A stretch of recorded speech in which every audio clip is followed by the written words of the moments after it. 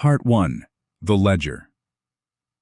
Áwakaasii found her daughter's name on a Tuesday in a ledger she was not supposed to be holding, in a room she had been sent into to carry out a bucket of ash.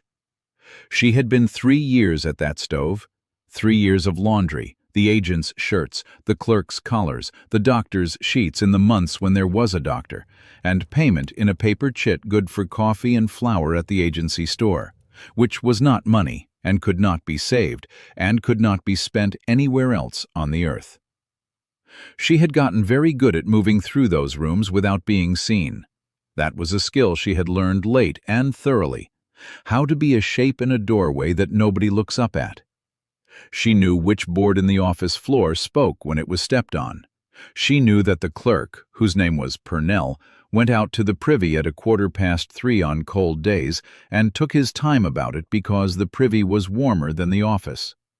She knew that the agent could not tell her apart from 2 other Pegan women who did washing, and had called her by the wrong name for 11 months, and that she had never corrected him, because being confused with somebody else was a species of protection.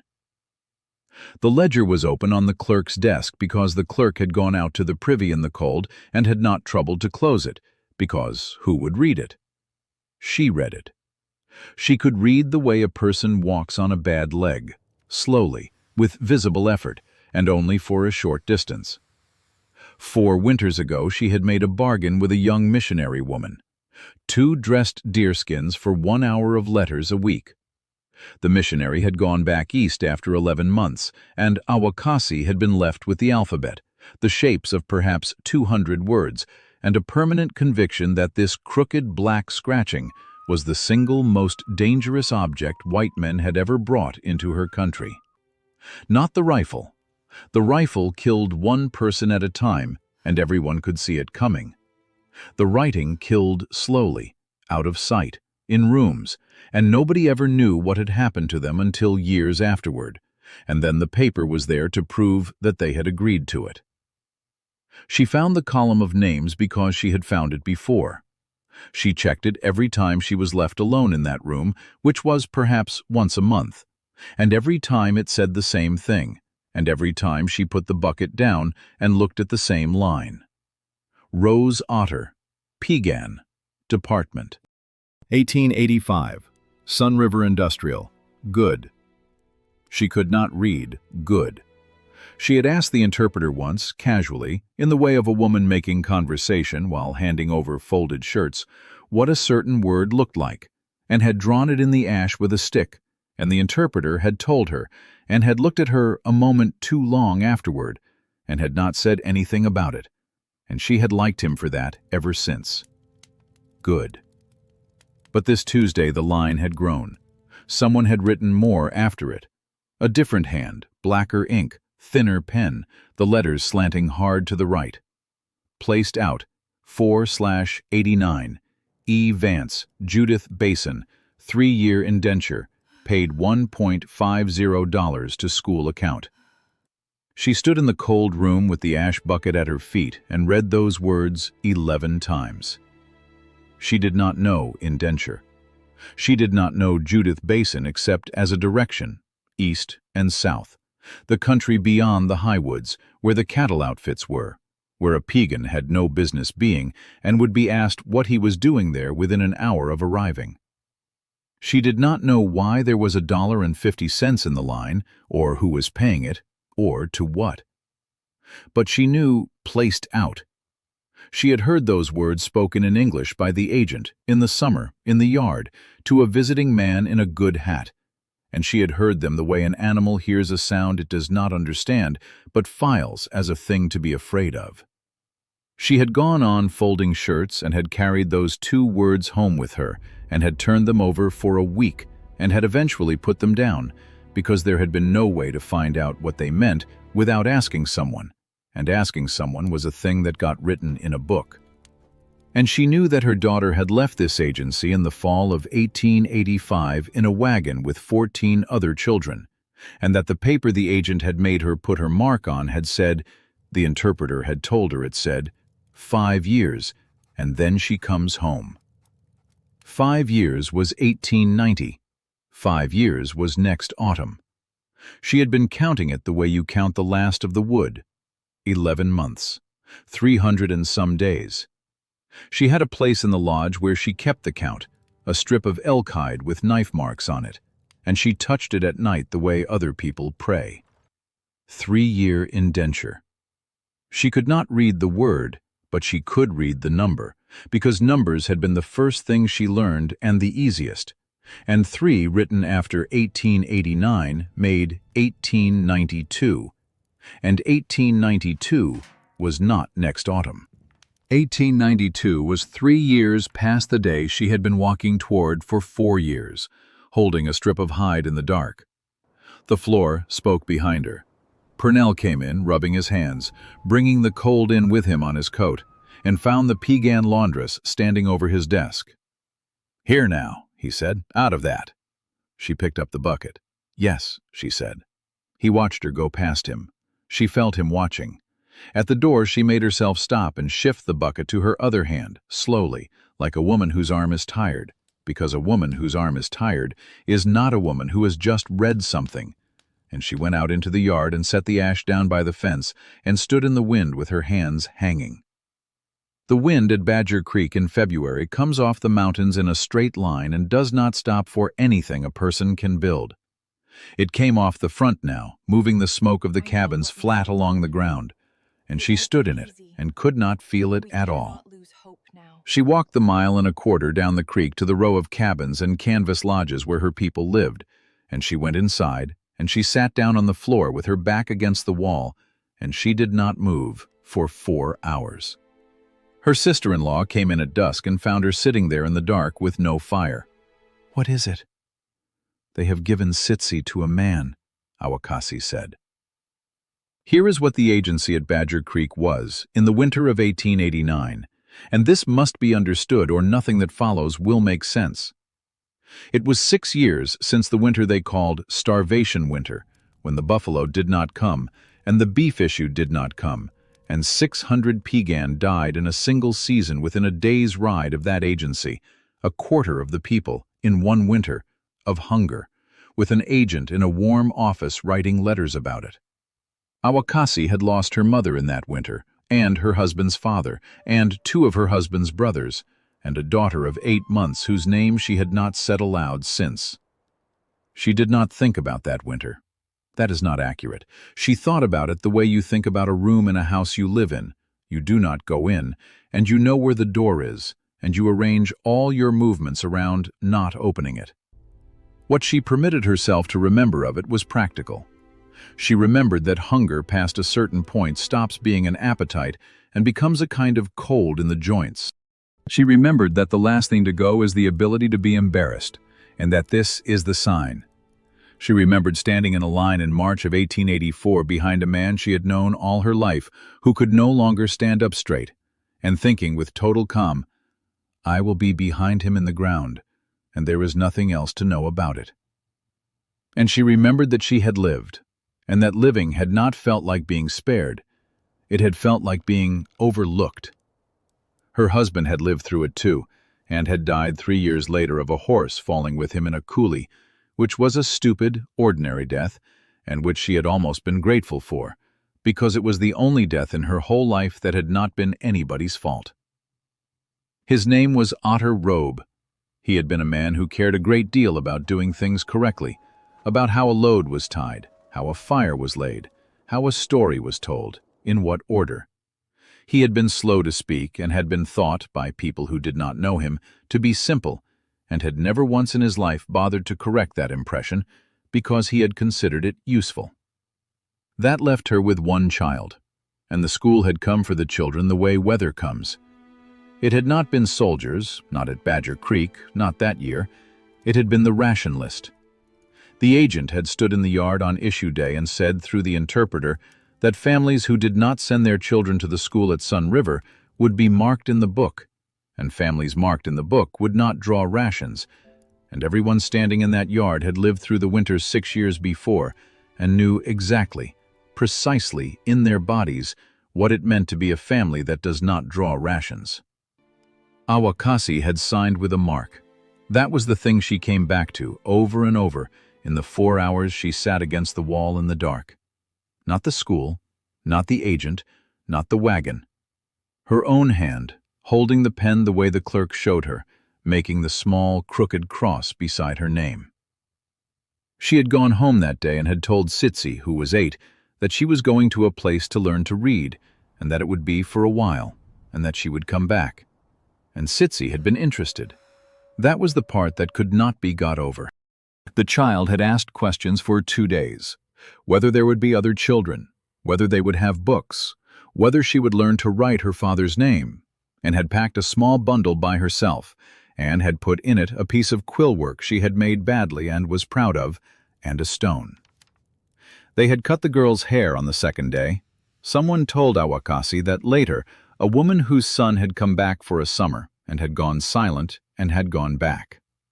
They cut the hair in a room with a bench and burned it in the stove, all of it together in a heap, so that no mother anywhere would ever be able to say, "This is hers." Áwakaasii had learned that detail 2 years after the fact and had walked out onto the flat above the creek and had made a sound that people in the cabins heard and did not go out to investigate, because everyone there knew what that sound was and knew there was nothing to be done at the other end of it. There had been 3 letters in 4 years, all 3 in the same hand, which was not her daughter's hand, because her daughter had not had a hand when she left. The interpreter had read them to her. "Dear mother, I am well. I am learning to sew. The food is good. We had a picnic on the 4th of July. Your obedient daughter, Rose Otter. Dear mother, I am well. I am in the 3rd reader. Mrs. Ellison says I am quick. I hope you are well. Your obedient daughter, Rose Otter. Dear mother, I am well." She had asked the interpreter, the 3rd time, whether the letters sounded like a person. He had looked at the paper for a while and had said, "They sound like the same person as the other ones I read out. All of them sound like each other." "Do they make them write it?" "I do not know," the interpreter had said, which was a kind answer and also a cowardly one, and both of them had known it. She had kept all 3. They were in a parfleche with the quill work the child had not taken, and a pair of moccasins that had fit a foot the length of Áwakaasii's hand. Her sister-in-law's name was Kills at Night, and she was a practical woman of 44 who had lost more than Áwakaasii had, and had come out the other side of it hard and useful. She got the fire going first. She did not ask any more questions until there was a fire and there was water on it, because she had a theory about grief, which was that it should not be permitted to happen in a cold room. "Now," she said, "say it again with the words in order." Áwakaasii said it again with the words in order. Kills at Night sat with that for a while. "You are certain of the number?" "I am certain of the number, 3, and a name, Vance, and the Judith Basin, and $1.50 in the month, and it goes to the school and not to her and not to me." "Then it is work," said Kills at Night. "They have hired her out and taken the wages." "Yes." "For 3 years past the paper." "Yes." Kills at Night got up and went to the door of the cabin and stood looking out at the dark and the blown snow, and said a word that Áwakaasii had heard her use perhaps 4 times in 20 years. Then she came back and sat down and said, "Who will go with you?"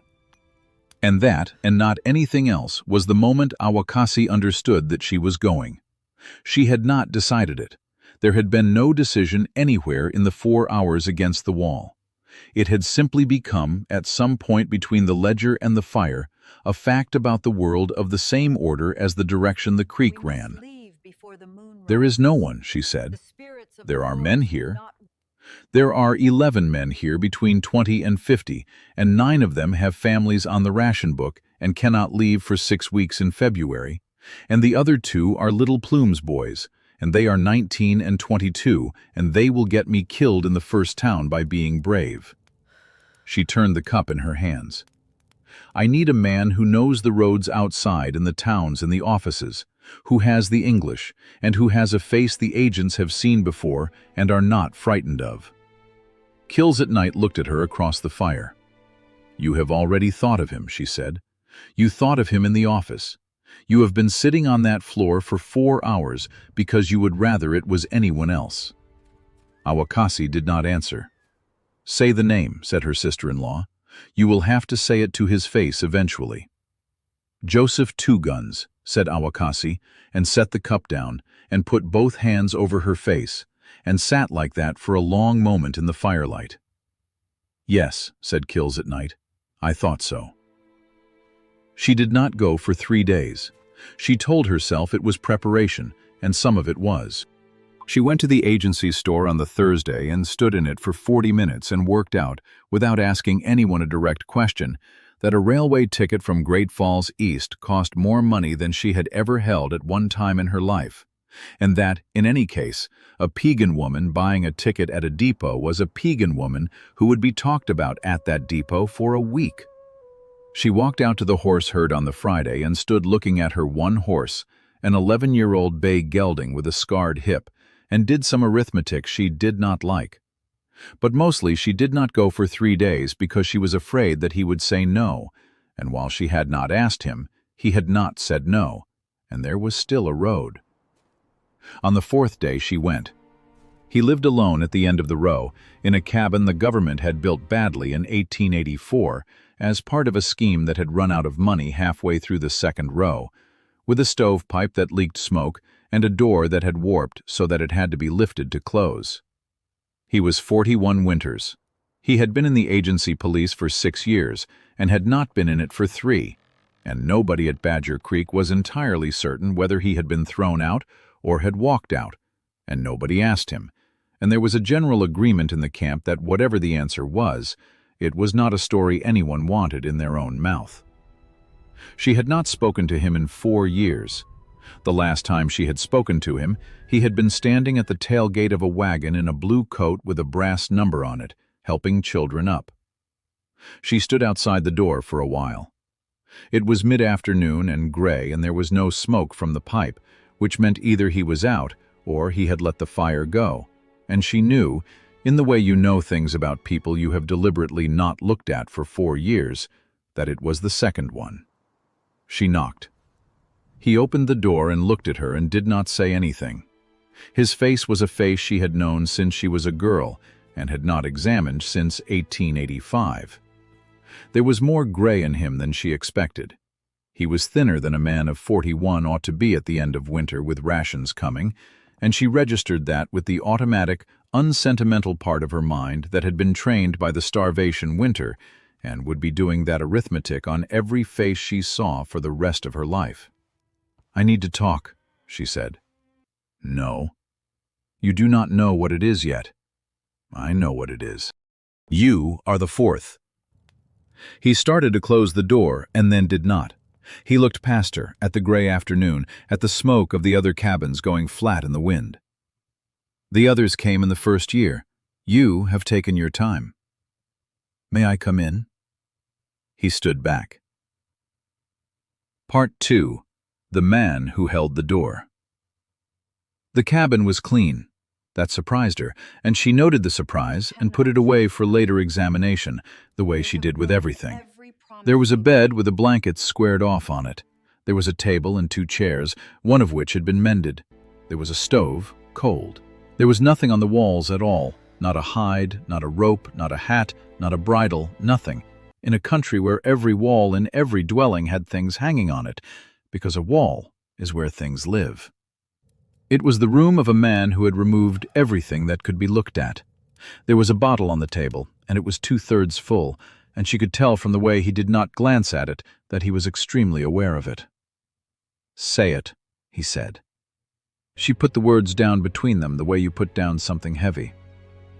"My daughter was sent to Sun River in 85. Rose Otter, they call her. Her name is Sitsi.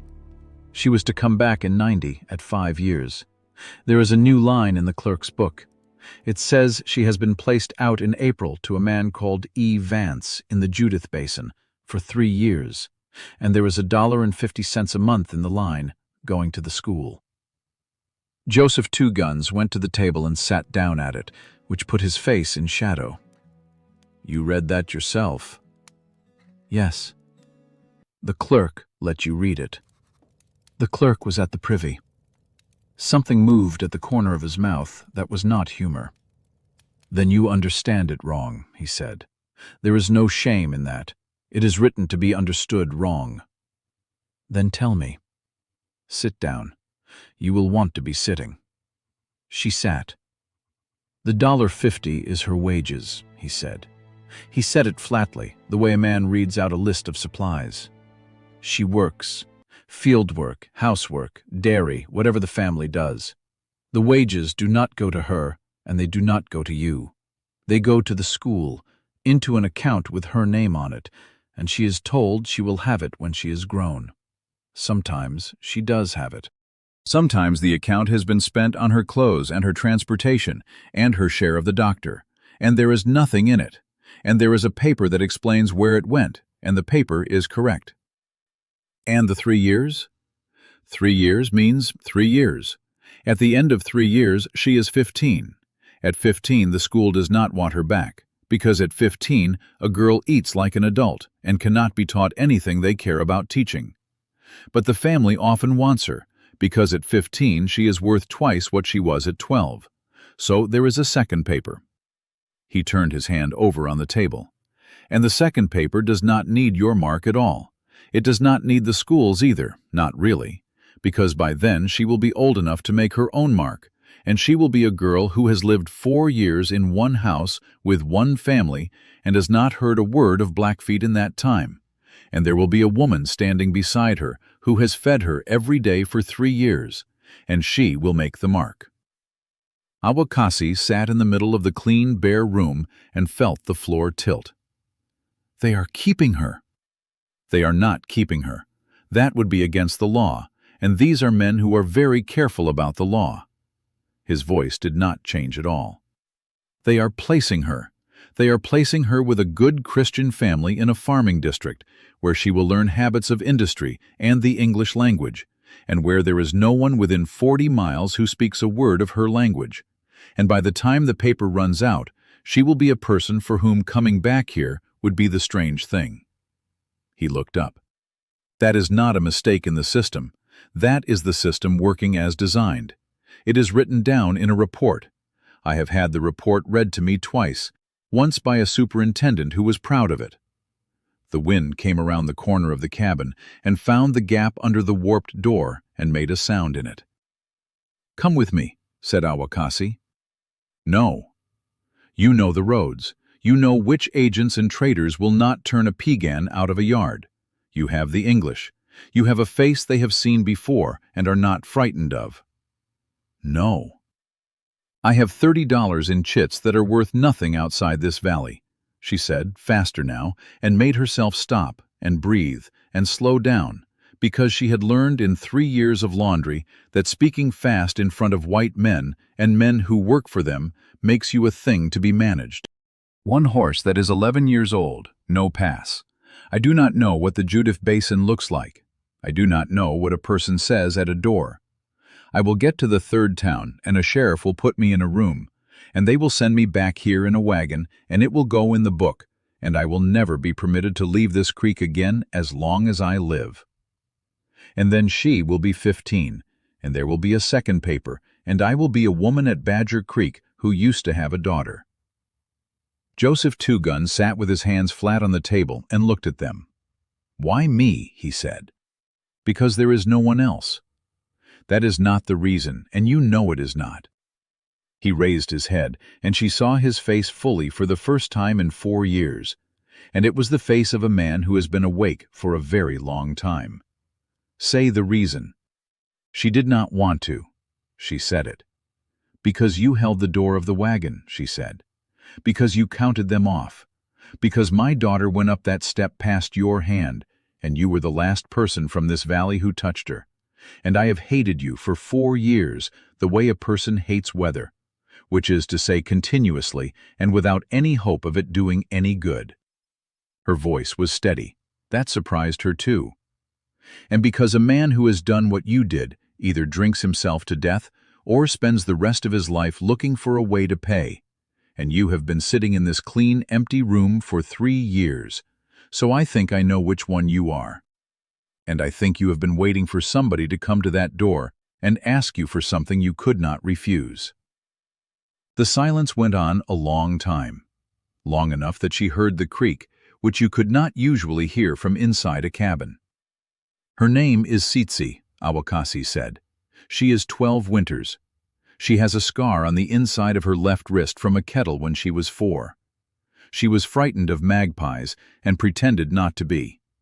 She sang to herself when she thought no one could hear and stopped the instant anyone came near. She is 300 miles from here, in a house I have never seen, being paid $1.50 a month that she will never touch." Joseph Two Guns reached out and took the bottle off the table. For one bad second, she thought that was her answer. He got up and carried it to the door and opened the door and poured it out into the snow, all of it, slowly, without any theater about it, the way a man empties a slop bucket, and set the empty bottle upright on the step outside and closed the door and lifted it into the frame. "My daughter's name was Áwakaasii," he said. "Red old man's child. She went in the second wagon, in '86, and I put her up the step myself because I thought that if her own father did it, she would not be frightened." He came back and stood at the table with his knuckles on it.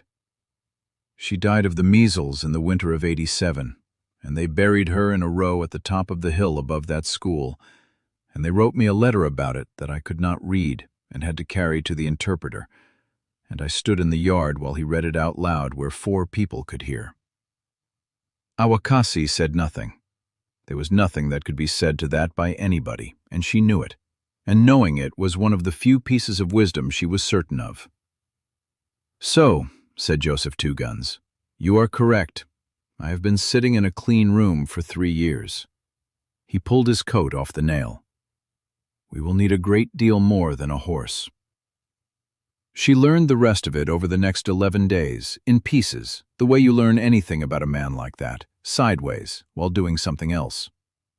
He had gone into the police in 1880, at 32, 3 years before the starvation winter. That was the part people forgot when they told the story of Joseph Two Guns, and it mattered. He had gone in before. He had gone in during a stretch of years when it had genuinely seemed to a certain kind of man that the thing to do was get inside the machine and be a decent presence in it, when the alternative to a Pegan policeman in a blue coat was a squad of soldiers out of Fort Shaw who did not know one family from another and did not intend to learn. He had been good at it. That was the second thing. He had been extremely good at it, in the way that a careful, watchful, slow-speaking man is good at any work that involves knowing who is where and why. He had settled disputes over horses that would otherwise have gone to the agent. He had twice kept men out of the guardhouse by getting to them first and walking them home. He had learned to read faces in offices and to speak to white men in the particular register that made them relax, and to write his own name and nothing else, because the whole 6 years he had never learned to read and had hidden it every single day. Then the starvation winter came, and Joseph Two Guns spent it in a blue coat standing beside a locked commissary. He told her that on the 4th night out from Badger Creek, at a fire, without being asked, in the flat voice. Not guarding it, he said. There was nothing in it worth guarding by February. Standing beside it. Because the agent thought that if the door was watched by one of our own people, the people would understand that there was genuinely nothing inside and would not tear it apart looking. He turned a stick over in the coals. I stood there 11 days. 2 of the people I turned back from that door were my cousins. One of them died in March. The agent wrote a letter in April saying that the police had performed with credit under difficult circumstances. Why did you stay in after that? Because I told myself that a man who leaves is replaced, he said, which is true, and which is the sentence every man says who is doing a thing he cannot defend. I have heard white men say it about worse work than mine. He had quit in 1886, 10 weeks after he put his daughter on a wagon, and he had not quit over that either, which he was careful to say, because he did not permit himself the flattering version of his own history. He had quit because of a specific afternoon in October when a woman named Rides Behind had refused to send her son, and the agent had ordered the police out, and Joseph Two Guns had gone with 3 other men to a lodge on the North Fork and had stood in the doorway of that lodge and watched a woman of 50 hold on to a 9-year-old boy with both arms, while 2 men he had known since childhood pulled her fingers open one at a time. "And I did not help them," he said. "I want to be exact. I did not lay a hand on that woman. I stood in the door with my hands behind my back and let them do it, and afterward I helped the boy into the wagon, gently, and made a joke to him about the horses, and he laughed. He laughed in the wagon." He set the stick down. "So I did not do the worst thing in that lodge. I did the second worst thing. And when I got back to the agency, I took the coat off and put it on the desk, and Purnell wrote in the book that I had resigned, and I have never been able to decide, in 3 years, whether taking it off 10 weeks after my own child went east was a conscience or only a man who had finally been made to look at himself." Áwakaasii listened to all of that and did not offer him any comfort, because he had not asked for it, and because she did not have any, and because offering it would have been a way of ending the conversation, which was a thing white missionaries did. What she said was, "You will be useful." And Joseph Two Guns on the other side of the fire said, "Yes, that is what I am for now." But before the fires on the road, there were 11 days at Badger Creek, and those 11 days were the hardest part of the whole thing to explain to anybody afterward, because nothing happened in them and everything was decided. You do not simply walk off an agency in 1889. That was the first thing. There was a pass system. The pass was a paper from the agent with a date on it and a destination and a term, and an Indian off the reservation without one could be arrested by anybody who felt like arresting him, and returned under escort, and the return went into a book, and the book followed you for the rest of your life and was consulted whenever you asked for anything. Joseph had written some of those returns himself. He knew exactly how the machine worked, which was both the reason to bring him and the thing about him that made her stomach turn over at odd moments. "We will not ask for a pass to the Judith," he said, on the second evening, at her fire, with Kills at night working across from them and pretending very hard not to listen. "If you ask for a pass to the Judith Basin, the agent will want to know why, and the moment he knows why, he will write to the school, and the school will write to the family, and by the time we arrive, the girl will have been moved to a different family in a different county, and there will be no line in any book that tells us which one." Would they do that? "They would do it in an afternoon, and they would not think of it as hiding a child," said Joseph. "They would think of it as protecting her placement from an unstable home influence. There is a phrase for it." "I have heard the phrase." "Then how do we go?" "We ask for a pass to somewhere else." He worked it out over 4 days, and she watched him do it, and understood that she was watching a man use, for the first time in his life on his own behalf, a knowledge he had built up entirely in the service of other people's convenience. There was, he said, one request the agent could not refuse without looking bad in his own paperwork: a request to travel to another reservation to receive an inheritance of horses from a relative. It was in the regulations. It was the kind of request that made an agent feel that the system was working, that these people were beginning to understand property and estate and the transmission of goods between generations, which was the whole announced purpose of the enterprise. Joseph had watched agents granted 11 times, twice for men who had no relatives anywhere near the place they named. "I do not have a relative with horses." "You have a cousin at Fort Belknap." "I have a cousin at Fort Belknap who has 2 mules and a bad chest." "The agent does not know that," said Joseph. "The agent has never been to Fort Belknap and never will be. He knows there is a Piegan woman married in over there, because he has the marriage in a book, and he knows the Gros Ventre and Assiniboine at Belknap have horses, because everyone knows that. He will write the pass for 6 weeks, and he will feel that he has done something enlightened. Belknap is northeast, the Judith is southeast." "Yes," said Joseph. "For the first 2 days we will be going to Belknap." She looked at him across the fire. "You are good at this," she said, and did not entirely mean it as a compliment, and he did not entirely take it as one. "I was very good at it," he said. "That is the whole trouble with me." They went to the office on the 6th day. He did the talking. She stood behind him with her hands folded and her eyes down and understood, standing there, that the performance she was watching had taken 6 years to learn. The small, deferential turn of the shoulder, the hat held at the belt, the pause before answering that let the agent feel he had thought of it first. The agent asked how many horses. 4, sir, said Joseph.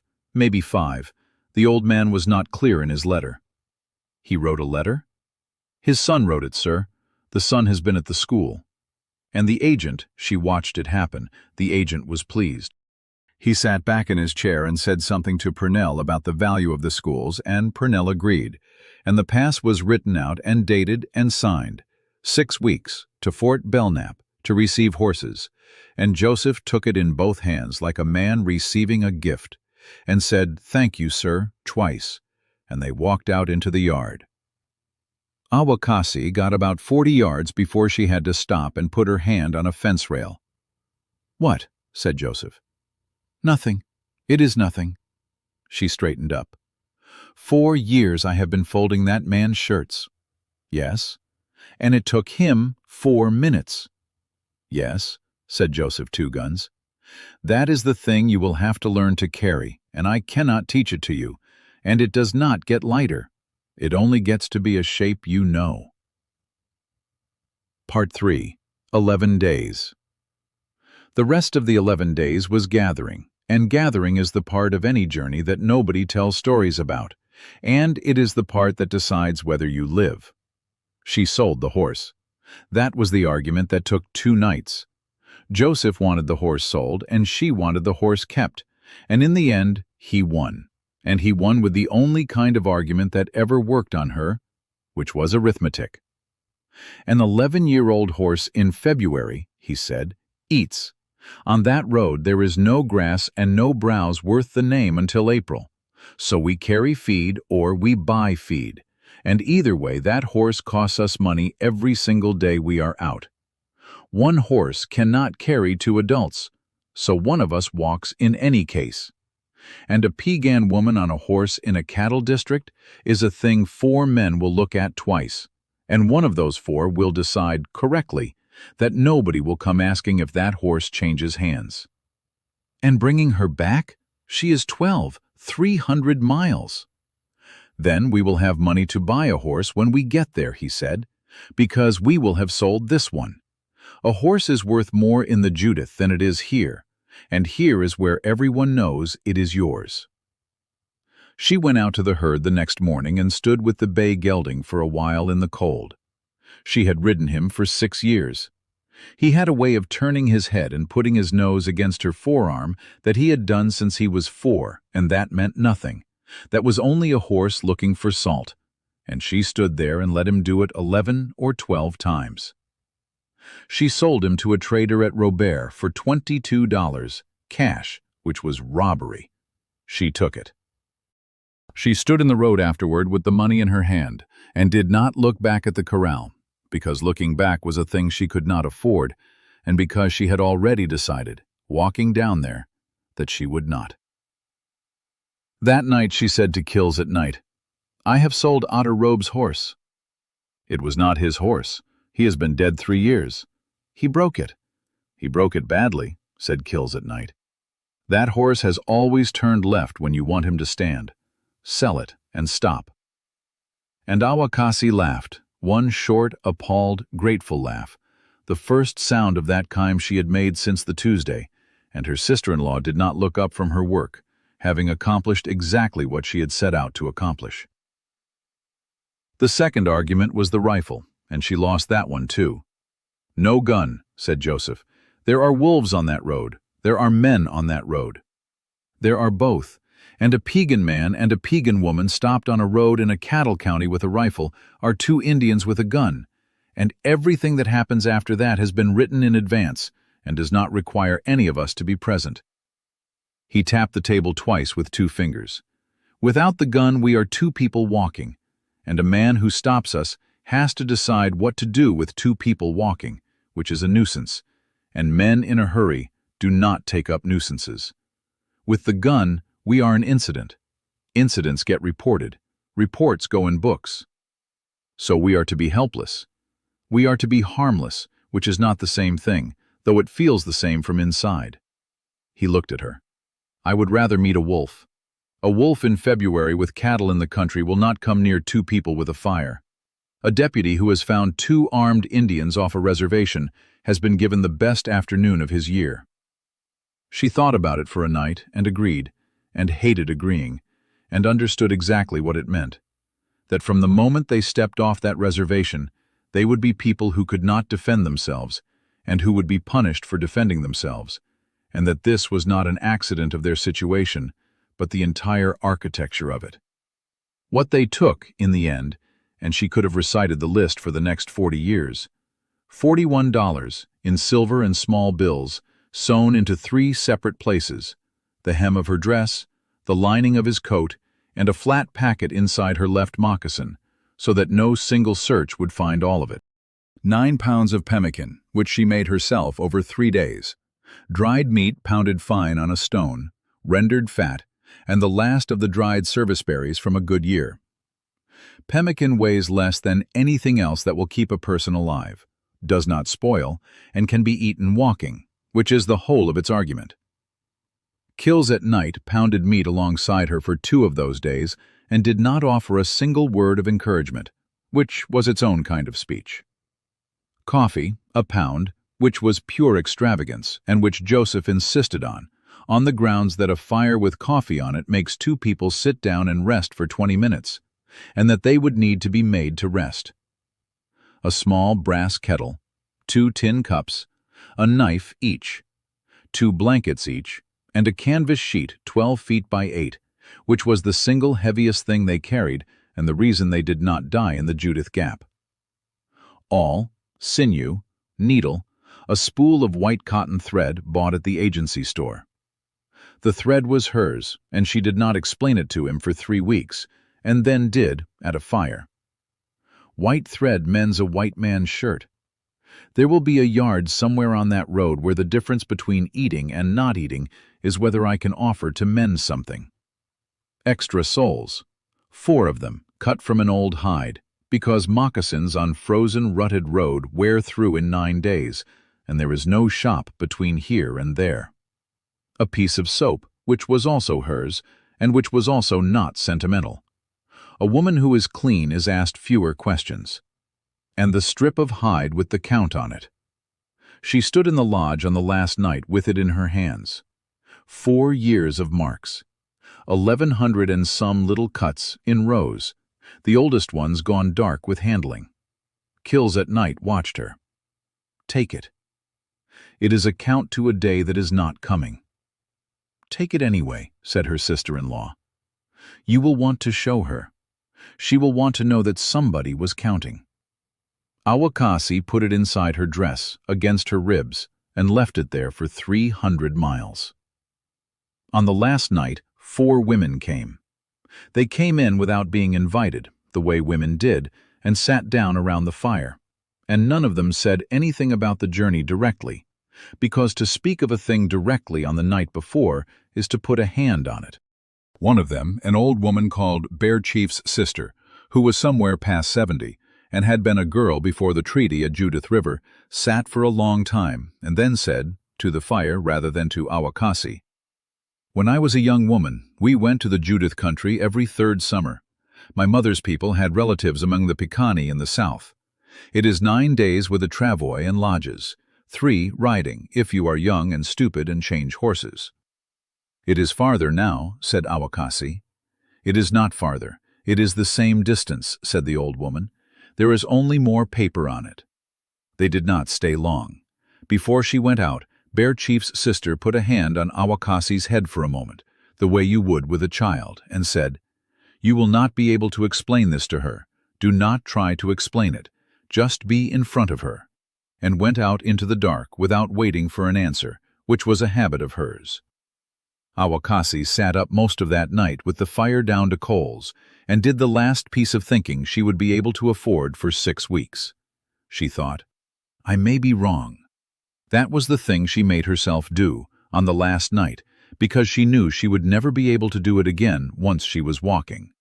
She sat and made the argument against herself, all the way through, honestly, the way otter robe used to make her do with any plan involving more than 2 days' travel. The child is fed. The child is warm. The child has a bed in a wooden house in a country where nobody starved in 1884. If I bring her back here, I bring her back to a cabin with a dirt floor and a ration book, in a place where the beef issue was short by a third last winter, and will be short again, and where the doctor comes once in 3 months and is drunk. I would be taking her from a place where she is safe to a place where she is not, and I would be doing it because I cannot bear it, and if I am honest about what I cannot bear, some of it is her being fed by another woman. She sat with that, all of it, for about an hour, and did not flinch from any part of it. And then she found the one edge she could hold, and it was this. In 11 years, when she is a woman, she will ask what happened. Everyone does. And there are 2 answers I can give her. One is, they took you, and I could not do anything, and I stayed here, and it was the right thing because you were safer. The other is, they took you, and I walked 300 miles in February to find out where you were. And she may say to me that the first was wiser. She may be right. But she will not have to spend her life wondering whether anyone came, and I have watched what that wondering does to a person. Because it is what has been done to every child in that school, and every child in every school like it. And it is not an accident either. It is the point. They are counting on nobody coming. So somebody is going to come. That is the whole of the argument, and it does not need to be better than that. She lay down 2 hours before light, and slept for one of them. They walked out on the 22nd of February, in the morning, openly, past the agency office, with a pass in Joseph's coat that said Belknap, 6 weeks, to receive horses, and Purnell in the window lifted a hand to them because he had written it himself and was pleased about it. Kills at night walked with them the first 2 miles, and then stopped at the top of the bench where the road turns and the whole valley is behind you. "Give me your hand," she said. Áwakaasii gave her her hand, and her sister-in-law put something in it and closed her fingers over it. A small, hard thing, a brass thimble, worn through at the end. "That was your mother's," said Áwakaasii. "It was. It is a poor thimble, and the end is gone out of it, and I have not used it in 9 years." Kills at night let go of her hand. "But it is a thing from this fire that will be in your pocket in that country. You will want, at some point, to put your hand on something that is from here. It might as well be that."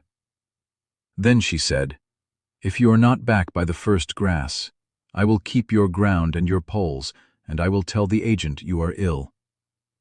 He will not believe you." "He will not know one Piegan woman from another," said Kills at night. "You told me that yourself." And she turned around and walked back down the bench without any further ceremony, and did not look back either, because it ran in the family. Here is what 300 miles is. It is not a distance. Áwakaasii had thought it was a distance. She had thought about it as a thing measured against country she knew, Badger Creek to the Sweet Grass Hills, 4 days. The agency to Fort Benton, 6. She had walked a great deal in her life. She was a Piegan woman of 36, who had moved camp on foot with a child on her back and had never once considered walking to be a hardship. But those were walks through country that was yours, toward people who expected you. This was different, and she understood the difference on the 4th day, and it was not the cold, and it was not her feet. It was that there was nowhere to stop. That is the thing, and it is the thing that cannot be got across to anybody who has not done it. Every piece of ground between Badger Creek and the Judith Basin belonged to someone, and none of it belonged to them, and there was nowhere in 300 miles where 2 Piegan travelers could simply sit down and be unremarkable. Every ranch yard was a decision, every town was a gauntlet, every haystack they slept in the lee of was a theft they would be punished for if found, and they slept in the lee of them anyway, because the alternative was open ground in February. She had spent her whole life in a country where a person walking is a person going somewhere and nobody's business. 4 days out, she was in a country where a person walking is a question, and the question has a wrong answer. She learned to read a homestead from half a mile out, the way she had once learned to read a coolie for game. Joseph taught her, walking in a low voice without ever stopping or pointing. "Look at the woodpile." "What about it?" "That one is stacked in a line with the ends squared, and it is taller than a man in the middle of February. Somebody in that house has time and cares how things look, which means they have enough. They are more likely to feed you and more likely to want you gone before dark, and they are the sort who will mention it to a neighbor on Sunday. Now that one," he moved his chin an inch at a low soddy across the flat, with a scatter of brush by the door and no pile at all. "They are burning brush and cow chips in February. They have nothing. They will not feed us because they cannot, but they will not report us either, because a man who is barely holding on does not want the county coming out to look at anything of his." "Which do we go to?" "Neither. Today we have food." He walked on. "You go to a door when you have to, not when you can. Every door you knock on is a person who has seen you and can describe you, and who will remember 3 weeks from now when somebody asks. We will be in this country for 6 weeks, and then we will be walking back through it with a child. Every face that sees us twice is a problem." Áwakaasii walked and thought about that. He is not thinking about tonight, she thought. He is thinking about the return, and it has not occurred to him to say so, because he has been thinking about the return since the first night in his cabin. He is arranging the entire road for a journey he has no assurance will happen. That does not make him a good man. It makes him a useful one, which is what I asked for, and I will not confuse the two, because confusing the two is how women end up explaining their own lives to themselves badly. Part 4. The Road South. They did not talk the first week beyond what was necessary. It was not a hostile silence. It was the silence of two people who had a subject between them the size of a mountain and no path around it, and who had privately agreed to walk on either side of it and not look up. She learned him in pieces, the way you learn anyone you walk beside. He never ate first. Every meal, without any performance about it, he waited until she had taken hers, and if there was one piece left over, it stayed in the bag. She noticed it on the 3rd day and said nothing. On the 6th day, she deliberately took less than her share to see what he would do, and he looked at the bag, and looked at her, and moved half of his own onto her cloth without a word, and they both went on chewing and looking at the fire. He walked on the roadside, always. Whichever side of them a track or a fence line or a rider might come from, he was on it. It took her 4 days to work out that he was doing it, because he did it by drifting, casually, never announcing it, and after she noticed, she watched him do it 40 times a day, and never once caught him making a point of it. He slept badly, and woke early, and did not mention either. He did not pray, or sing, or say anything to the country. She had expected that, in a man of his age from that valley, and it was absent, and its absence was loud. On the 5th morning she made her own small offering at a spring. She had carried tobacco for exactly that, and he stood 10 paces off with his back turned and his hat off, which was neither participation nor refusal. And when she was done, he put his hat on, and they walked. She asked him about it that night, because a week of walking wears down a person's willingness to leave things unsaid. "You do not pray?" "No." "Were you baptized?" "Yes, in 82, along with 14 other men, in a line, because the priest was there and the agent wished it, and I did not care one way or the other. And afterward I had a new name in a book." He turned a stick in the fire. "That is not why." "Then why?" Joseph Two Guns was quiet for a while. "When my daughter died," he said, "I did all of it. I did the old way and I did the new way. I cut my hair. I gave away everything in that cabin, which is why the walls are bare, in case you had wondered, and you had. I stood in the church at Holy Family and said the words in English with my hat in my hands. And I went up on the butte for 4 days without water." He put the stick down. And at the end of all of it, I was a man standing in a yard who could not read the letter about his own child. That is all. It is not anger. I do not believe anyone is up there being cruel to me particularly. I think I asked once for the only thing I have ever wanted, and I found out what the answer is, and now I would rather not keep asking, because asking makes me hope, and hoping is expensive, and I cannot afford the price twice. Áwakaasii pulled her blanket up around her. "Do you know what I do?" she said. "No." "I say her name in the morning, that is all. Not to anyone. I say Tsitsi out loud, the first thing, before I speak to any person." She looked at the fire. 4 years. Every morning. In the beginning, it was for her. I thought that if I said it, then somewhere it still existed, and she was not only Rose Otter in a book. A pause. Now I think it is for me. I think it is so that I do not become a woman who used to have a daughter. Joseph looked at her across the fire. "You will need to be ready," he said carefully, "for the possibility that she will not answer to it." "I know." "I do not think you do. I am not being cruel. I have watched 3 of them come back to that valley." He counted on his fingers, and it was terrible, the ordinariness of it. One was fine after a year.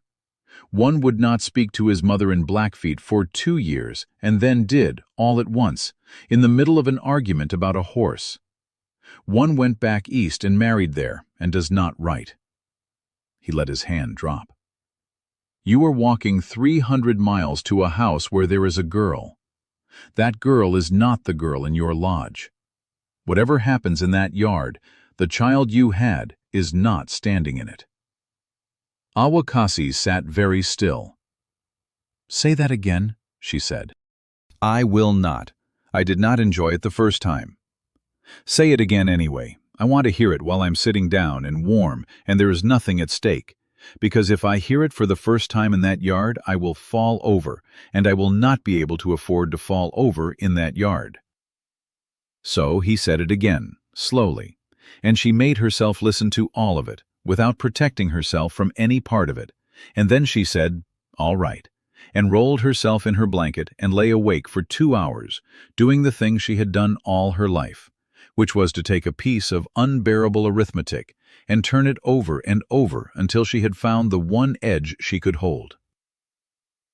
"If she is not my daughter any more," she thought, "then she is a 12-year-old girl 300 miles from her people, working for strangers for $1.50 she will never see, with nobody in the world who knows her real name. And I would go and get her anyway. Hold that one. That one holds weight." The towns were the worst part, and there were 9 of them, and each one was its own small examination. Fort Benton was the first real one. They came into it on the 11th day, down out of the breaks to the river, and the town lay along the levee. Warehouses, a bank with stone facing, freight wagons 3 deep, a smell of coal smoke and wet manure and something chemical she could not name. And it was the biggest place Áwakaasii had been in her life, and she disliked it immediately and thoroughly. They had a plan for towns. It was Joseph's plan, and it was humiliating, and it worked. The plan was, she carried the bundle and walked half a step behind him. He carried nothing and walked in front. They did not stop. They did not look into windows. They did not speak to each other in Blackfeet where anyone could hear. And if anyone addressed them, he answered in English, and she said nothing at all. "I do not like it," she had said, the first time he laid it out. "Neither do I." "It makes me your dog." "Yes," said Joseph, "it makes you a woman walking behind a man, which is a thing every white man in Montana already believes about us and has a comfortable explanation for in his head.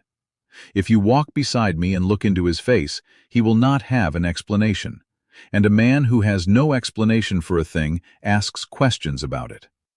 He had looked at her steadily and had not softened it, and she had liked him better for not softening it. "This is not a country where we get to be dignified and safe on the same day.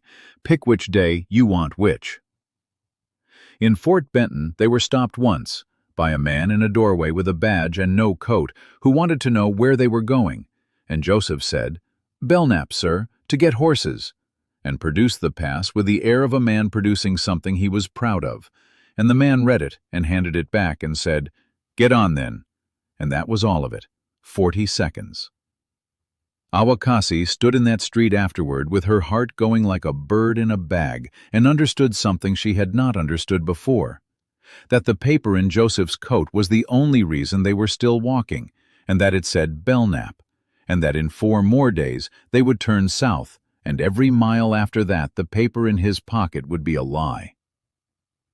They ate that night behind a livery stable, in the dark, in the smell of a manure pile, because a manure pile in February is warm, and because 2 people sitting behind a livery stable are 2 people nobody sees.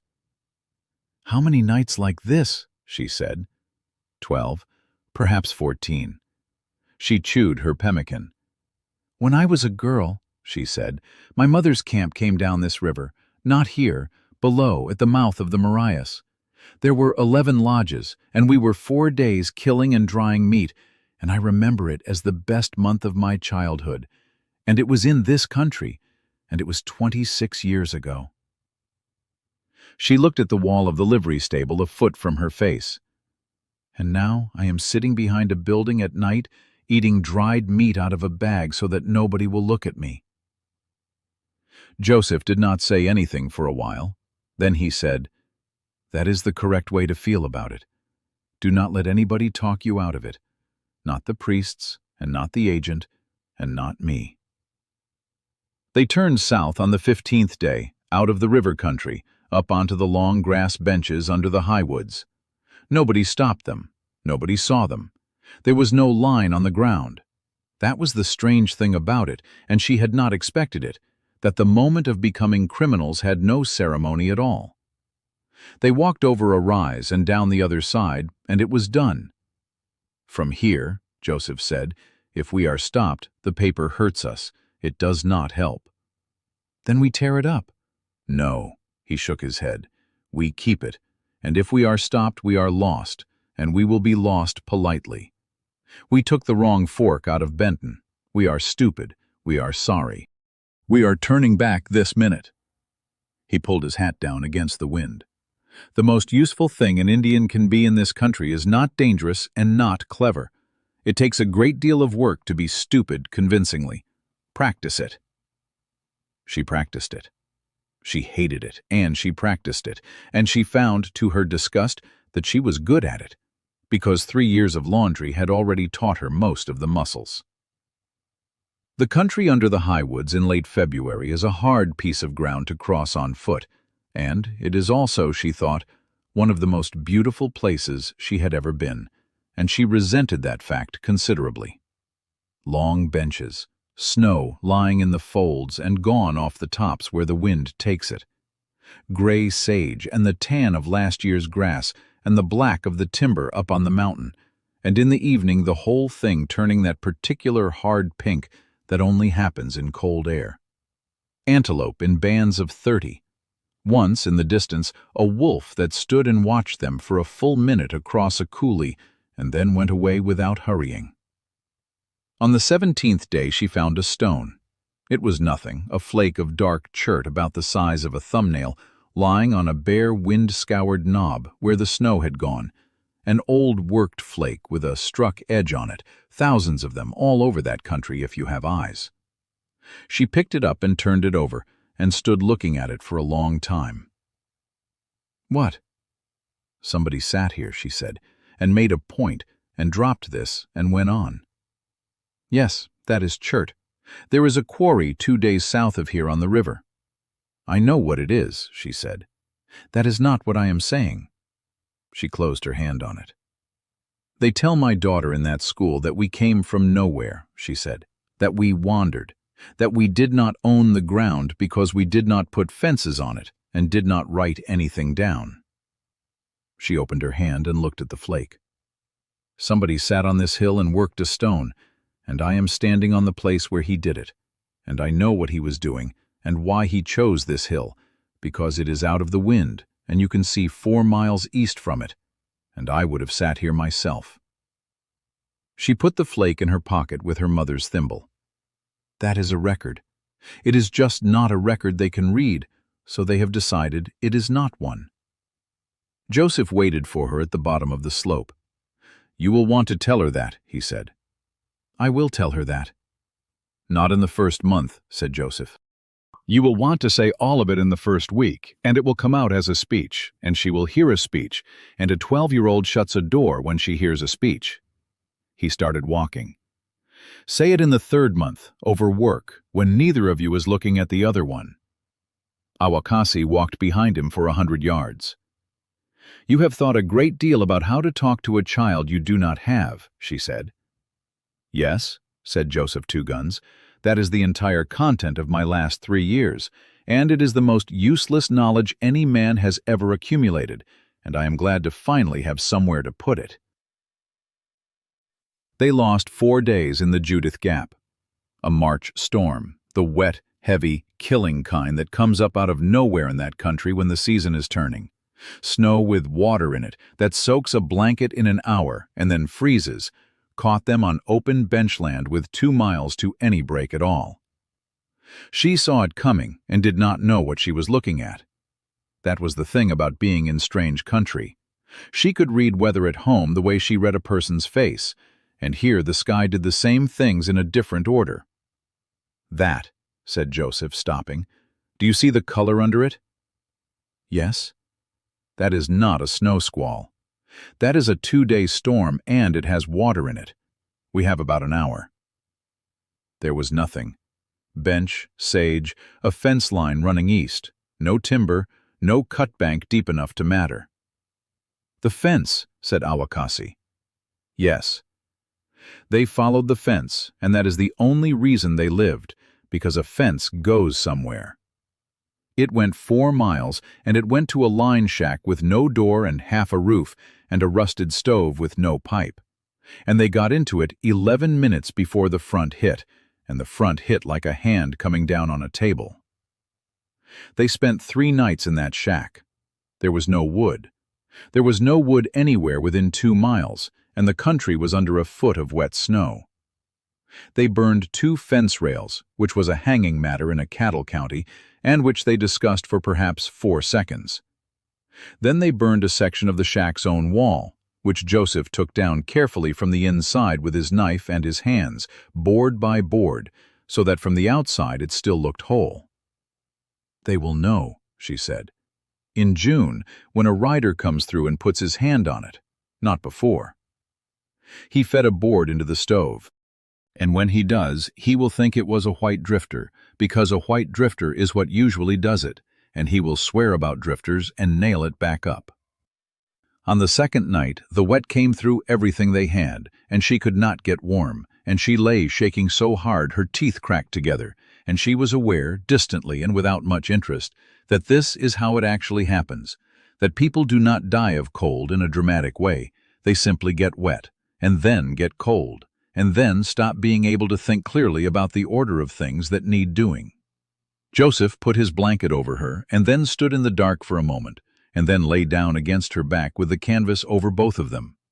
Neither of them said anything about it. They lay like that for 2 nights, back to back the first night, and then, when the cold got worse, front to back, his arm over her because it held the canvas down. It was not a tenderness, and both of them knew it, and it was also not nothing, and neither of them examined it, because there was no version of examining it that would have made the next 300 miles easier. On the 3rd morning the sky cleared and the temperature dropped, and the whole world was glass. She woke first. She lay still and looked at the light coming gray through the gap in the broken wall, and thought, "I have not thought about her for 2 days. 2 days. I have thought about wood and water and my feet and the wind and this man's shoulder blades. She has not been in my head at all." And that is what 4 years does. That is exactly how it happens to a 12-year-old in a farmhouse. Not betrayal, not forgetting. Only weather and chores and cold and the days going by, and a person's mind doing the one thing it is built to do, which is attend to what is in front of it. She was crying, silently, which she did about 4 times on that road, and never once where he could see. Behind her, Joseph said, into her back, in the flat voice of a man who has been awake for some time and has been choosing his moment, "There is a thing I have to tell you before we get there." "Tell me." "I know the family." She turned over. "E. Vance," he said. "Eleanor Vance. I do not know the husband." "I know her because she came to the school at Sun River in the summer of '86 with 2 other churchwomen, and they were shown around, and I was there with the agency wagon delivering 4 children from Badger Creek, and I stood by that wagon in the sun for 2 hours while they were shown around." He was looking at the roof. "She talked to me. She asked me questions. Whether I had children in the school, whether the food was good, what the children wrote in their letters. She wrote things in a small book with a pencil." "What did you tell her?" "I told her the food was good and the children were happy," said Joseph Two Guns, "because I was wearing a blue coat with a brass number on it, and the superintendent was standing 11 feet behind her."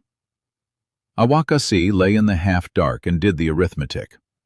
"You have known this since Badger Creek?" "Yes."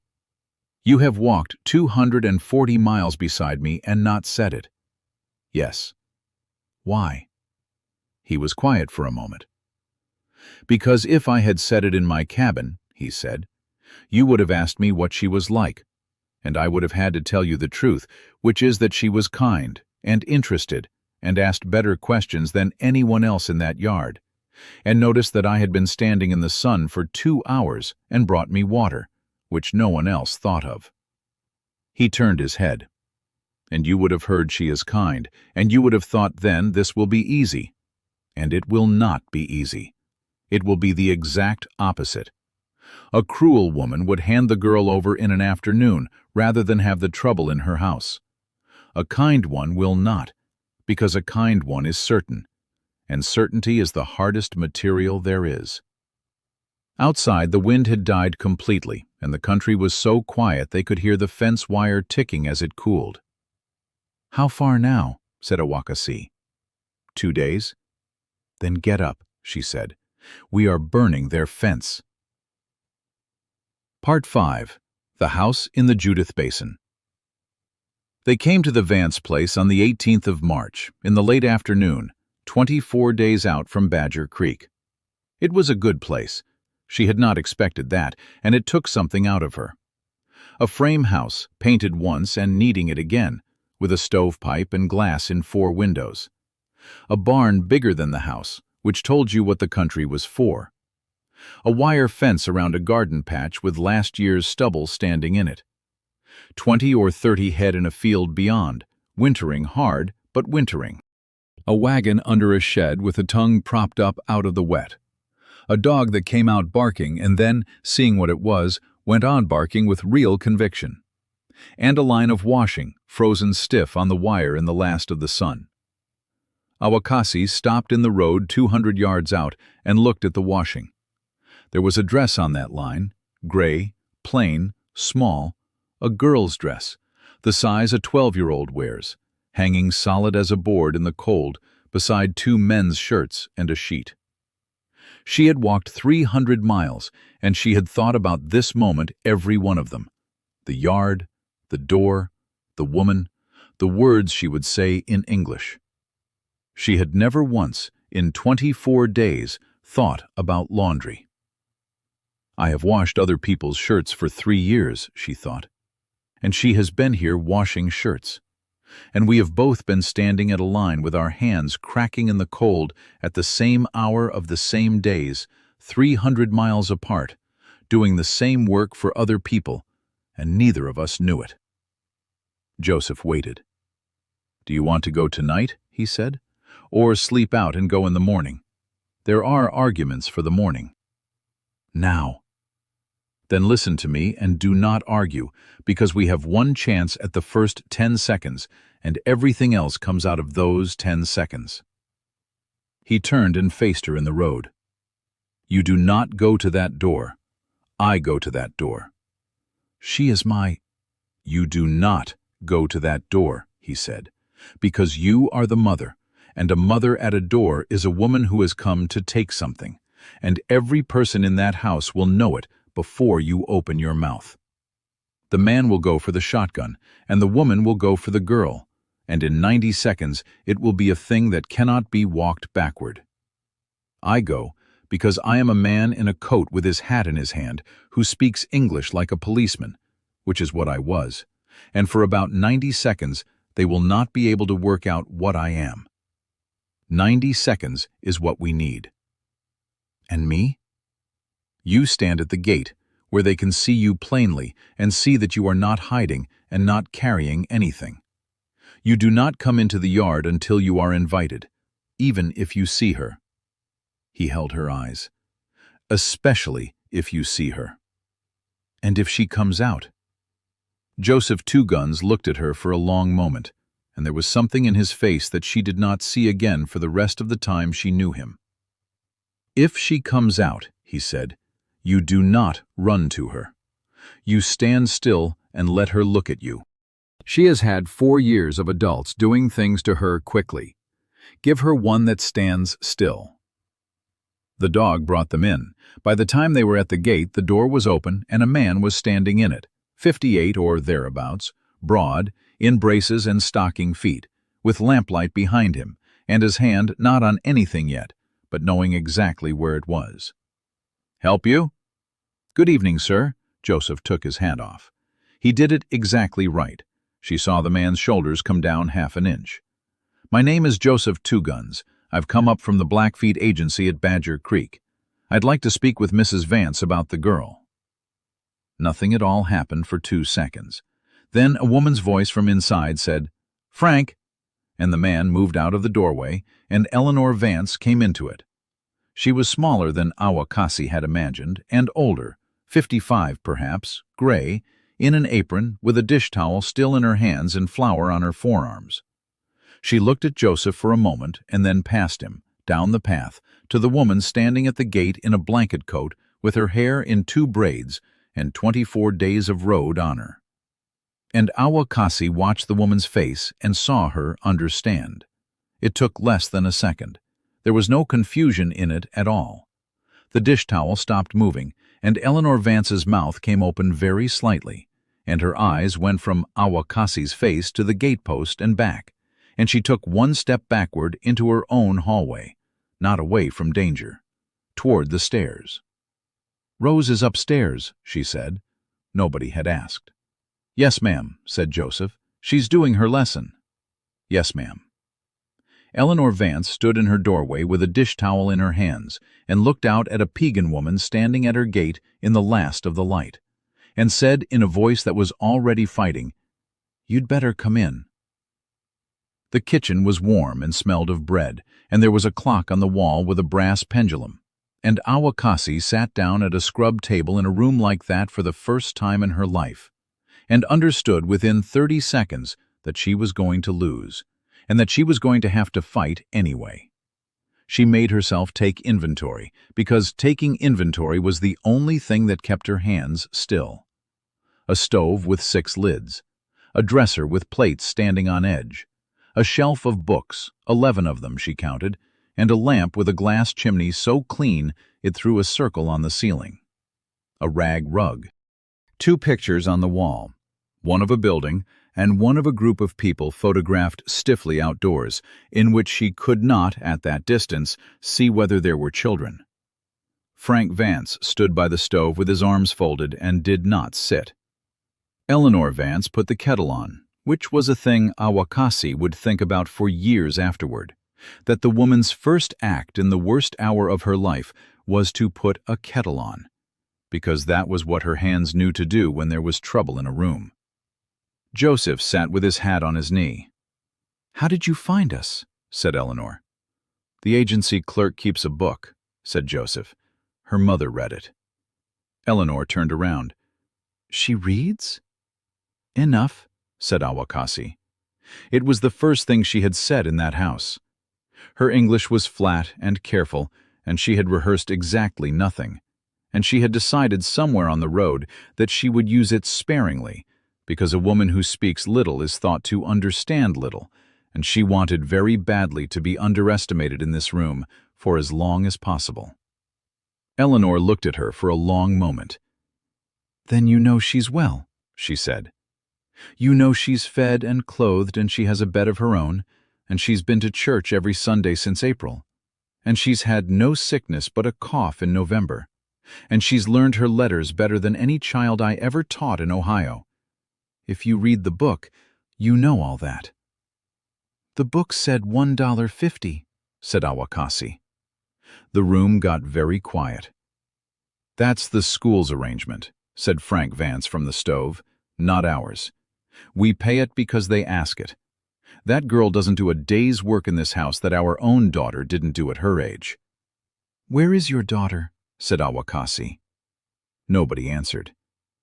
Eleanor Vance set a cup down in front of her, and her hand was not steady, and she said, "Buried at Wapello, Iowa, in 1871, with her 2 brothers, in 11 days. Diphtheria. Sarah was 9, Thomas was 6, the baby was 14 months. She sat down across the table. "So you can put that away. Whatever you were going to do with it, put it away. I have thought about that a great deal more than you have had time to, and it is not true. And if it were true, it would still not be the point." Áwakaasii held her eyes and did not apologize, because she was not sorry, because she had needed to know, and because a woman who apologizes at a table like that has conceded the table. "Then what is the point?" she said. "The point is that she came here in April, in a wagon, out of a school that had had her 3.5 years, weighing 61 pounds.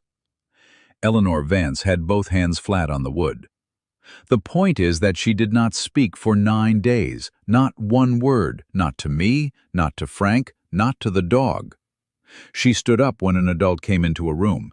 She asked permission to use the privy, and she asked it in a way that made me go out into the yard afterward and be sick." Her voice did not rise. "And I have got her up to 84 pounds, and she talks the ear off me over the dishes, and she reads out loud in the evening, and last month she laughed so hard at something Frank said that she had to put her head down on this table. And now," she said, "you have walked in out of the dark, and you want to take her 300 miles in March, on foot, back to a reservation where, and I have read the reports, ma'am, I subscribe to the mission paper, I have read them, where 600 people starved to death in one winter within a mile of where you live." "Eleanor," said Frank quietly. "No, she should hear it said plain." Eleanor did not raise her voice at all. That was the worst of it. "I am not a wicked woman, and you are not a wicked woman, and I think we both know exactly what the other one is. But I am not going to hand a healthy child back into that because I felt sorry for somebody at my own kitchen table." Áwakaasii sat with her hands around a cup she had not touched. And then she said the thing she had worked out somewhere around the Judith Gap, lying in a broken-line shack with fence rails burning in a stove and a strange man's arm over her. "You have listed the things you have given her," she said. "Food, a bed, church, letters, 84 pounds. She set the cup aside. "Now list what has been taken." "I have taken nothing." "Her name is Sitsi," said Áwakaasii. "You do not know that. It is not in your book. It means a thing that does not go into English properly, and I will not try tonight. Her father is dead, and his name was Otter Robe, and she is the last person alive who carries that name, and she cannot say it, because they took the language out of her mouth in a room at that school with a strap, which you know, because you went to that school, and you asked good questions, and you wrote them in a little book with a pencil." Eleanor Vance went white. "She has 4 grandmothers behind her that I can name," Áwakaasii said, "and the places they were born, and what they did, and who they married, and what was said about them. I am the only person left alive who has all 6 generations of it in order. I am 36 years old. I have buried a mother, a husband, and an infant daughter, and when I am dead, that line is gone off the earth entirely, unless it is in her mouth." She stopped and made herself breathe. "You have given her 84 pounds, she said. "You cannot give her that. Nobody in this county can give her that. And she is 12, and in 3 years she will be 15, and there will be a second paper, and she will sign it, because by then she will not know what she is signing away. And it will not be a wickedness. Nobody in the whole chain of it will have done one cruel thing, and it will be finished. She put her hands flat on the table, mirroring the other woman without knowing she had done it. That is what I have walked here to stop. Not the bed, not the church, the finishing. The clock went on with its brass pendulum. Frank Vance said to the stove, "Elle, don't. Elle, the woman walked here from the Rocky Mountain front. I know what she did." Eleanor Vance's voice broke for the first time, and she put the heel of her hand against her mouth and held it there, and took it away. "I know what she did, Frank. I have known it since I looked out that door. Do you think I am a fool? I have been sitting here 10 minutes trying to think of one single thing I could say that would not be true, and there isn't one. Not one. And I hate every part of it." She stood and turned to the window with her back to the room. "But the child gets a say.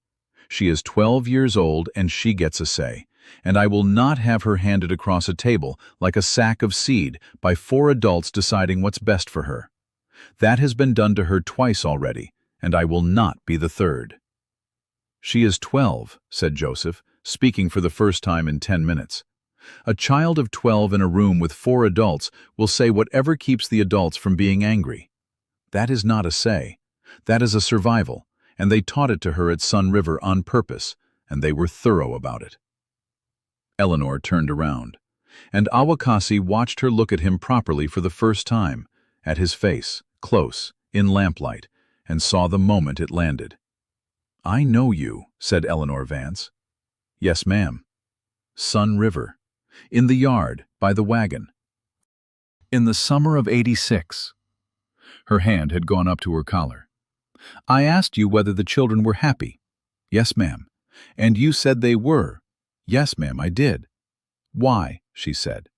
And Joseph Two Guns said, in a completely level voice, in that warm kitchen, with the bread cooling on the sill, "Because I was in the police, ma'am, and the superintendent was standing 11 feet behind you, and I had a daughter inside that building." He turned the hat once in his hands. "She died the following winter of the measles, along with a number of others, and they buried her in the row at the top of the hill, which you were not shown. You were shown the laundry and the print shop and the dormitory with the corners folded. You were not taken up the hill. They did not take visitors up there, and they did not lie about it either. They simply walked you the other way, and there was nothing to notice because nobody notices a direction they were not taken in." Eleanor Vance stood in her own kitchen with her hand at her collar. "So, when you tell this woman her child is well," said Joseph, "understand that I have been the man standing in the yard saying that sentence. And I was lying. And I was lying because there was no version of the truth I could have said out loud and still had that job in the morning. And I wanted that job, ma'am, because it was $30 a month, and my wife was dead, and my daughter was inside." And that was when the stairs creaked. She was standing 3 steps up, in a nightgown with a shawl over it, holding the rail with both hands. Áwakaasii did not stand. She had promised herself in the road that she would not stand, and she kept it, and it cost her more than the 300 miles had. The girl was tall. That was the first thing, and it went through her like a knife going in slowly. The child was tall. She had a length of leg and a set of shoulders that had happened over 4 years somewhere else, in a building, on a diet, out of sight. Her hair was cut to her jaw, brushed, parted at the side, held back with a pin. She had a long face, her father's face, unmistakably, appallingly, the same long face and the same way of holding the mouth. And she was thin in the manner of a girl who has been much thinner recently. And she was looking at the woman at the table with an expression that had nothing in it at all. No recognition, no joy, not even fear, blankness. The way you look at a stranger's coat hanging on a hook in a room you have come into for another reason. "Rose," said Eleanor Vance, and her voice was almost gentle. "Come down, child." She came down 2 steps and stopped. "This lady," said Eleanor, and stopped and started again. "Rose, this is your mother. She has come from the Blackfeet Agency to see you." And the girl looked at Áwakaasii for perhaps 4 seconds and then said in perfect flat English, with no accent whatsoever, in the tone of a child reciting of things she has been taught to say when the subject arises. "My mother's name is Mary Otter, and she gave me to the school because she could not feed me." Áwakaasii's hands went still on the table. "Do not," she thought, "do not make a sound. Do not move your face. If you make a sound now, you will lose 4 years in 1 second." "That's what they told her at Sun River," said Eleanor Vance quickly, and there was something in her own voice now, some crack in it, some horror at hearing it come out in her own kitchen.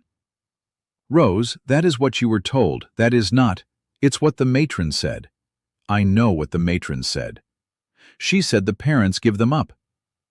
Rose said it without heat, the way you correct somebody about a date. "She said we shouldn't be angry about it because they were poor and they didn't know better, and it was a kindness in them to let us go."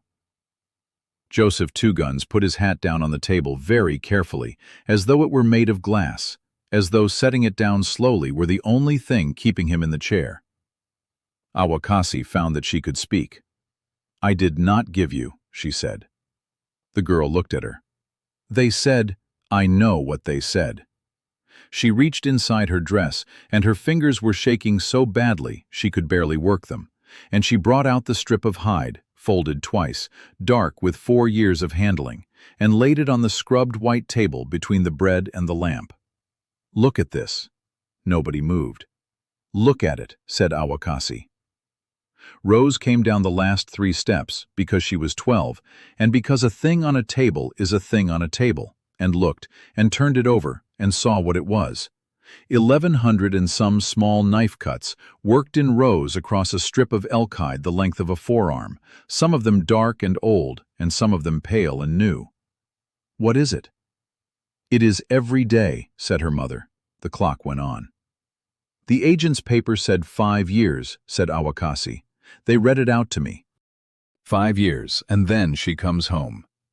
I made my mark on it because if I did not make my mark, I would be struck off the ration book, and I had already watched my own mother starve in the winter you may have heard about, and I was not going to watch you do it." She turned the hide around with one finger so the girl could see the end of it. "So I counted. The first mark is the morning after the wagon. The last one is the night before I left to walk here. There are 1,142. It would have been 1,600 and some at 5 years. I have known that number the whole time." She sat back. "I did not give you away," she said. "I was told to sign or starve, and I signed, and I have been counting ever since. And in February a clerk left a book open on a desk, and I read that you had been hired out to a farm for 3 years for $1.50 a month that goes to the school, and that the 5 years was never true, and that you were not coming back at all." The girl stood at the table holding the strip of hide in both hands. "You walked here," she said. It was the first thing she had said that was not a recitation. "Yes." "From the agency?" "Yes." "How long did it take?" 24 days, said Áwakaasii. Rose Otter, Tsitsi, stood there in a nightgown in a warm kitchen and did the only thing that was left to do, which was to look down under the table at the woman's feet, at the moccasins, resoled twice on the road with rawhide, badly, by firelight, in a lined shack with half a roof. Then she put the hide down on the table and said, "I don't want to go." And that, and nothing before it, was the actual beginning of the hard part. Part 6. 9 days. They stayed in the barn. That was Frank Vance's doing, and it was not generosity exactly. He came out to the road where they were making to camp and said roughly, without looking at either of them, "There's hay in the loft and there's a stove in the tack room, and if you freeze on my ground, I'll have the county out here for a month," and turned around and went back inside. That was the whole speech, and it was the longest one he made in 9 days. 9 days, in March, in a barn in the Judith Basin, while a family and 2 strangers took a child apart and put her back together. Here is what those 9 days were made of. Áwakaasii did not press her. That was the hardest discipline of her life, and she did it. And it was Joseph who made her do it, on the first night, in the tack room, when she was pacing 4 steps each way in the dark, like something in a cage. "Go in there tomorrow and tell her about her father," he said, "and you will lose her. She has to know. She has to know, and she will not hear it from a stranger who arrived at night and made the woman who feeds her cry." He was sitting against a saddle rack with his hat over his eyes. "You have 24 days of walking in your legs and you want it finished tomorrow. It will not be finished tomorrow. That child has been taught for 3.5 years that everything she came from is dirty, and everyone she came from gave her up. And she was taught it by people who were kind to her while they taught it, which is exactly why it is in so deep." He tipped the hat back. "You do not argue a child out of that. You outlast it." "How?" "Work," said Joseph. "Be in her sight, doing work, every day, saying nothing that requires an answer. That is all. She will come to the fence. Children always come to the fence." So they worked. They worked for the Vances for 9 days without being asked and without being paid, and Frank Vance stopped saying anything about it after the second morning. Joseph rebuilt 40 rods of wire that had gone down in the March storm, and rehung a barn door that had been dragging for 2 years, and split most of a cord. Áwakaasii went at the winter's worth of hides in the shed that Frank had thrown in there wet and forgotten, 4 of them, ruined at the edges, salvageable in the middle, and dressed them properly, working outside in the lee of the shed with a stone and an elk rib scraper she made on the second day out of a bone she found in the field, because she had not carried one 300 miles. Eleanor Vance came out and watched her twice. The second time she asked a question, and the question was a good one, something about why the hide was worked wet and then again dry, and Áwakaasii answered it, shortly, and went on working, and something passed between the 2 women that neither of them acknowledged for 4 more days. On the 3rd day the girl came out to the fence and stood there and watched her mother's hands. Neither of them said anything for about 10 minutes. Then Rose said, "You do it different than the Nez Perce woman at the school." "Yes." "She did it with a—" She made a shape with her hands and did not have the word for it in English, and could not find one, and got frustrated in a way that was so exactly like her father at 19 that Áwakaasii had to stop and look at the hide for a moment. "A scraper with an elbow in it," said Áwakaasii. "Yes, that is a good way. This is my mother's way." "Which one is better?" "Hers is faster. Mine is better on a hide that is going to be worn on a body." She kept working. She did not look up. That was crucial, and she knew it was crucial. The elbow scraper takes the grain too hard. It makes a hide that is beautiful for 1 year. Rose stayed at the fence another 20 minutes and then went in without saying anything. She came back the next day. On the 5th day the girl asked, out of nowhere, at the fence, with both arms over the top rail, "Is it true he's dead?" "Your father?" "Yes." "Yes. 3 years ago, in the spring. A horse fell with him in a coulee." Áwakaasii kept her hands moving. It was not soldiers, and it was not hunger, and there was nothing in it worth being angry at. It was a stupid death. He would have been furious about how stupid it was. He was a man who cared a great deal about doing things correctly. Rose thought about that. "I don't remember him." "You do," said Áwakaasii. "You do not know that you do. You do a thing with your hands when you are annoyed that he did, that thing you did yesterday, when you could not find the word. Nobody taught you that. It came with you." The girl looked down at her own hands as though they had been reported for something. "What was he like?" "Slow to talk. People who did not know him thought he was simple, and he let them think it his whole life because he found it useful. He could not sing. He sang anyway, at the wrong pitch, loudly, in the mornings, and it was extremely annoying, and I would give a great deal to hear it." She turned the hide over. "He carried you on his shoulders until you were 5, which is much too old, and I told him so, and he did it anyway." Rose said after a while, "I remember being up high." Áwakaasii went on scraping and did not trust herself to answer for about a minute. "Yes," she said, "that was him." On the sixth day it was Joseph, and it was not planned, and it nearly ruined everything. Rose came into the barn where he was doctoring a horse's foot and stood watching, and then said, in the blunt way of a child who has worked something out and needs to check it, "You were at the school." He went still with the hoof between his knees. "Yes." "You wore the blue coat. You brought the little ones in the wagon." She was not accusing him. That was somehow worse. "The big girls said the ones in the blue coats were the worst because they were ours." Joseph Two Guns set the horse's foot down and straightened up, and it took him a while. "That is correct," he said. "Why did you do it?" "For $30 a month and a coat, and because when I began I believed that if our own men did it, it would be done gently, and children would not be dragged out of doorways by soldiers who did not know one family from another." He wiped his hands slowly on a sack. "That was not a stupid thing to believe. It was even a little bit true. There were children I carried into that wagon who would otherwise have been carried by a man who did not care whether they were frightened." He looked at her. "And it was also the thing that made it possible at all," he said. "Because a thing that is done to you by your own people is a thing people stop fighting. I have had 4 years to think about which of those two is the bigger. I know the answer. I would rather not say it out loud in front of you."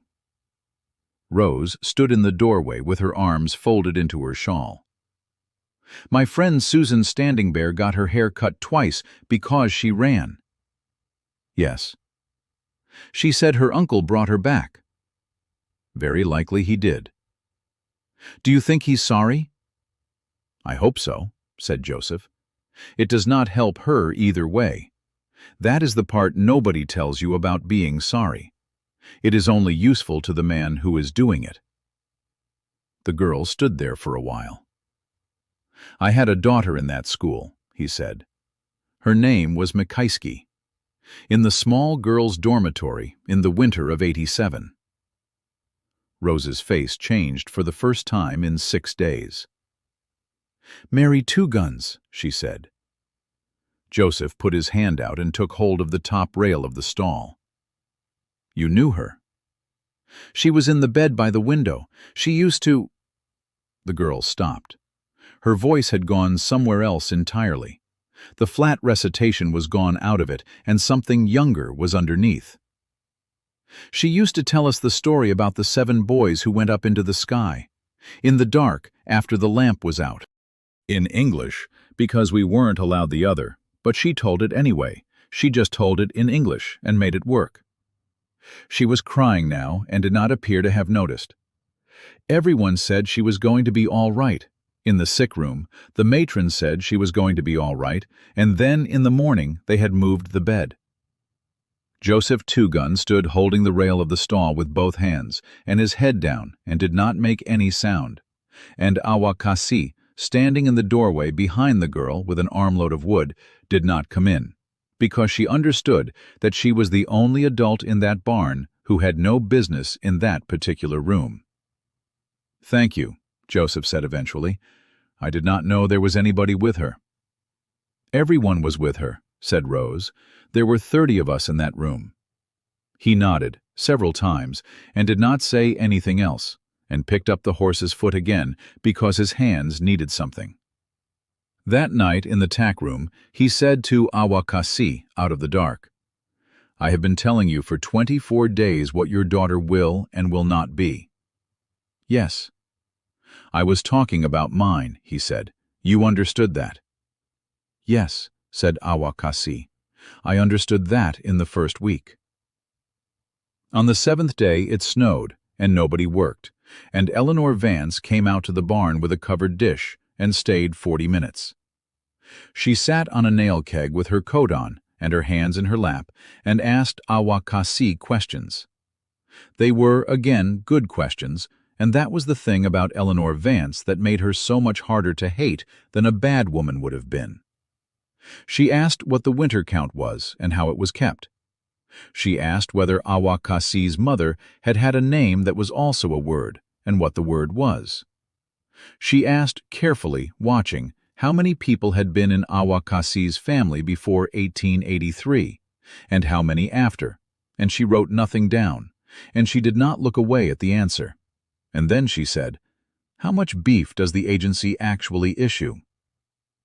Áwakaasii told her, pounds per person per week on paper, and then what arrived, and the difference between the two, and the fact that the difference had a name among the Piegan, which did not translate, but which meant approximately the part that stays in the wagon. Eleanor Vance sat with her hands in her lap for a while. "I have given $18 to that school," she said, "for a magic lantern, for the chapel." "In September." "Yes." "And a year of a girl's work." "Yes." "Do you know what makes me angriest?" said Eleanor. "Not one person lied to me, not once. I have gone back over it.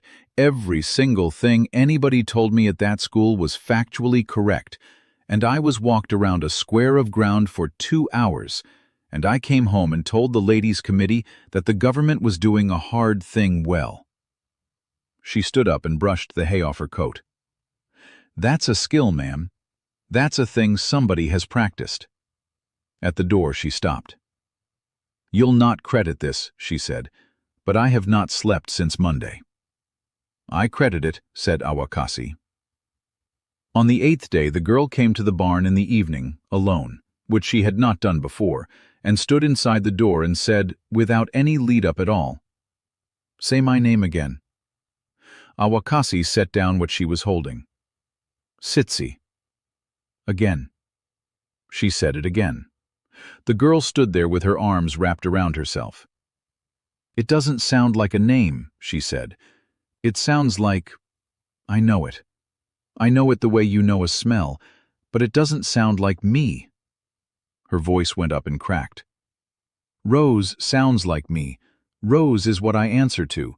When somebody says Rose, I turn around, and I don't even do it on purpose. And when you say the other one, I have to think, and then I have to decide, and I don't want to have to decide. I'm 12. "I know." "You don't know. You get to just be who you were." Áwakaasii thought about that for a moment and decided to tell the truth, because it was the 8th day and she was out of other things. "That is not so," she said. 4 years ago, I was a woman with a husband and a child, and 11 horses, and a lodge with 17 poles, and I lived in a country where I went where I liked. Today, I am a woman with no husband, no child in my house, 1 horse which I have sold, and a paper in a man's pocket that says where I am permitted to be for the next 4 weeks. I answer to a name the agent invented because he could not say mine." She picked her work back up. "So no, I do not get to just be who I was. There is nobody left in this country who gets that. All that is left is choosing which parts you carry and how much of the load, and I am not going to pretend to you that it is a light one, because you would know I was lying inside of a week." Rose stood in the doorway of the barn.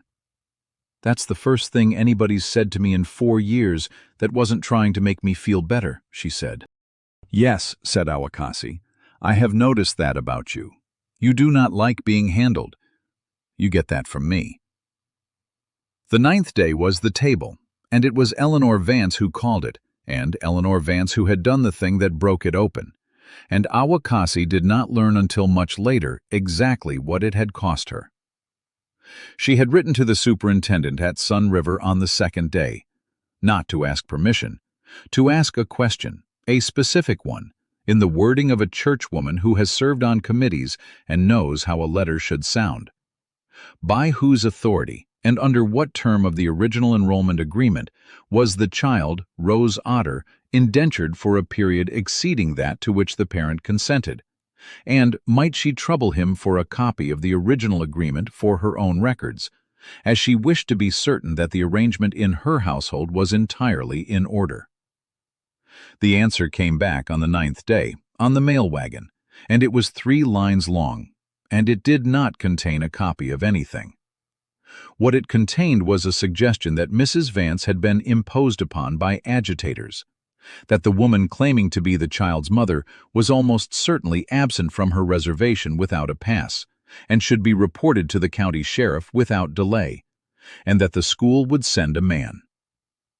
Eleanor Vance read that letter standing at her own gate in the wind. Then she came into the kitchen and put it on the table and said, "Frank, hitch the wagon. I'm going to town." And Frank Vance said, "Which for?" And she said, "To see Hollis about a paper, and then to the depot to find out how long a man from Sun River takes to get here." Then she sat down and put her hands over her face for about a minute, and then took them away, and said to the room, "3 lines. I have had that child in my house 11 months, and I write and ask a plain question, and I get 3 lines and a threat." Her mouth was shaking. "They will not send me 1 sheet of paper with a mother's mark on it, because there isn't one that says what they told her it said, and they know it, and they know I would see it in a second." "Mrs. Vance," said Joseph, "the sheriff." "I know." "If they have written to the sheriff, then we are 2 Indians off a reservation without a pass, 300 miles from where our paper says we are. That is the whole of it. There is no second question after that one. They will hold us and send us back under escort, and the girl will be moved to another family in another county inside of a week, and there will be no line in any book that says which." "I know," said Eleanor Vance. She got up and went to the window. "How long have you got?" "If they wrote the day they had your letter, a man could be at Great Falls now. 2 days, perhaps 3. "Then you go tomorrow," she said to the glass. The room went absolutely silent. "Elle," said Frank, "don't." She stayed at the window. "Don't say a kind thing to me right now, or I will not get through the next part." She turned around, and she looked at Áwakaasii, and she was, in that moment, an old woman. "I have thought about it for 9 days," said Eleanor Vance, "and I can defend keeping her, and I can defend it well, and that is exactly what has been frightening me the whole time. Because so can they. Every man who ever signed a paper about that child could defend it, and did, in writing, at length, and every one of them believed it." She pressed the towel flat between her hands. "I have been sitting in this kitchen telling myself I am not the school, and the difference between me and the school turns out to be 9 days and 1 letter. That's all it was. 9 days.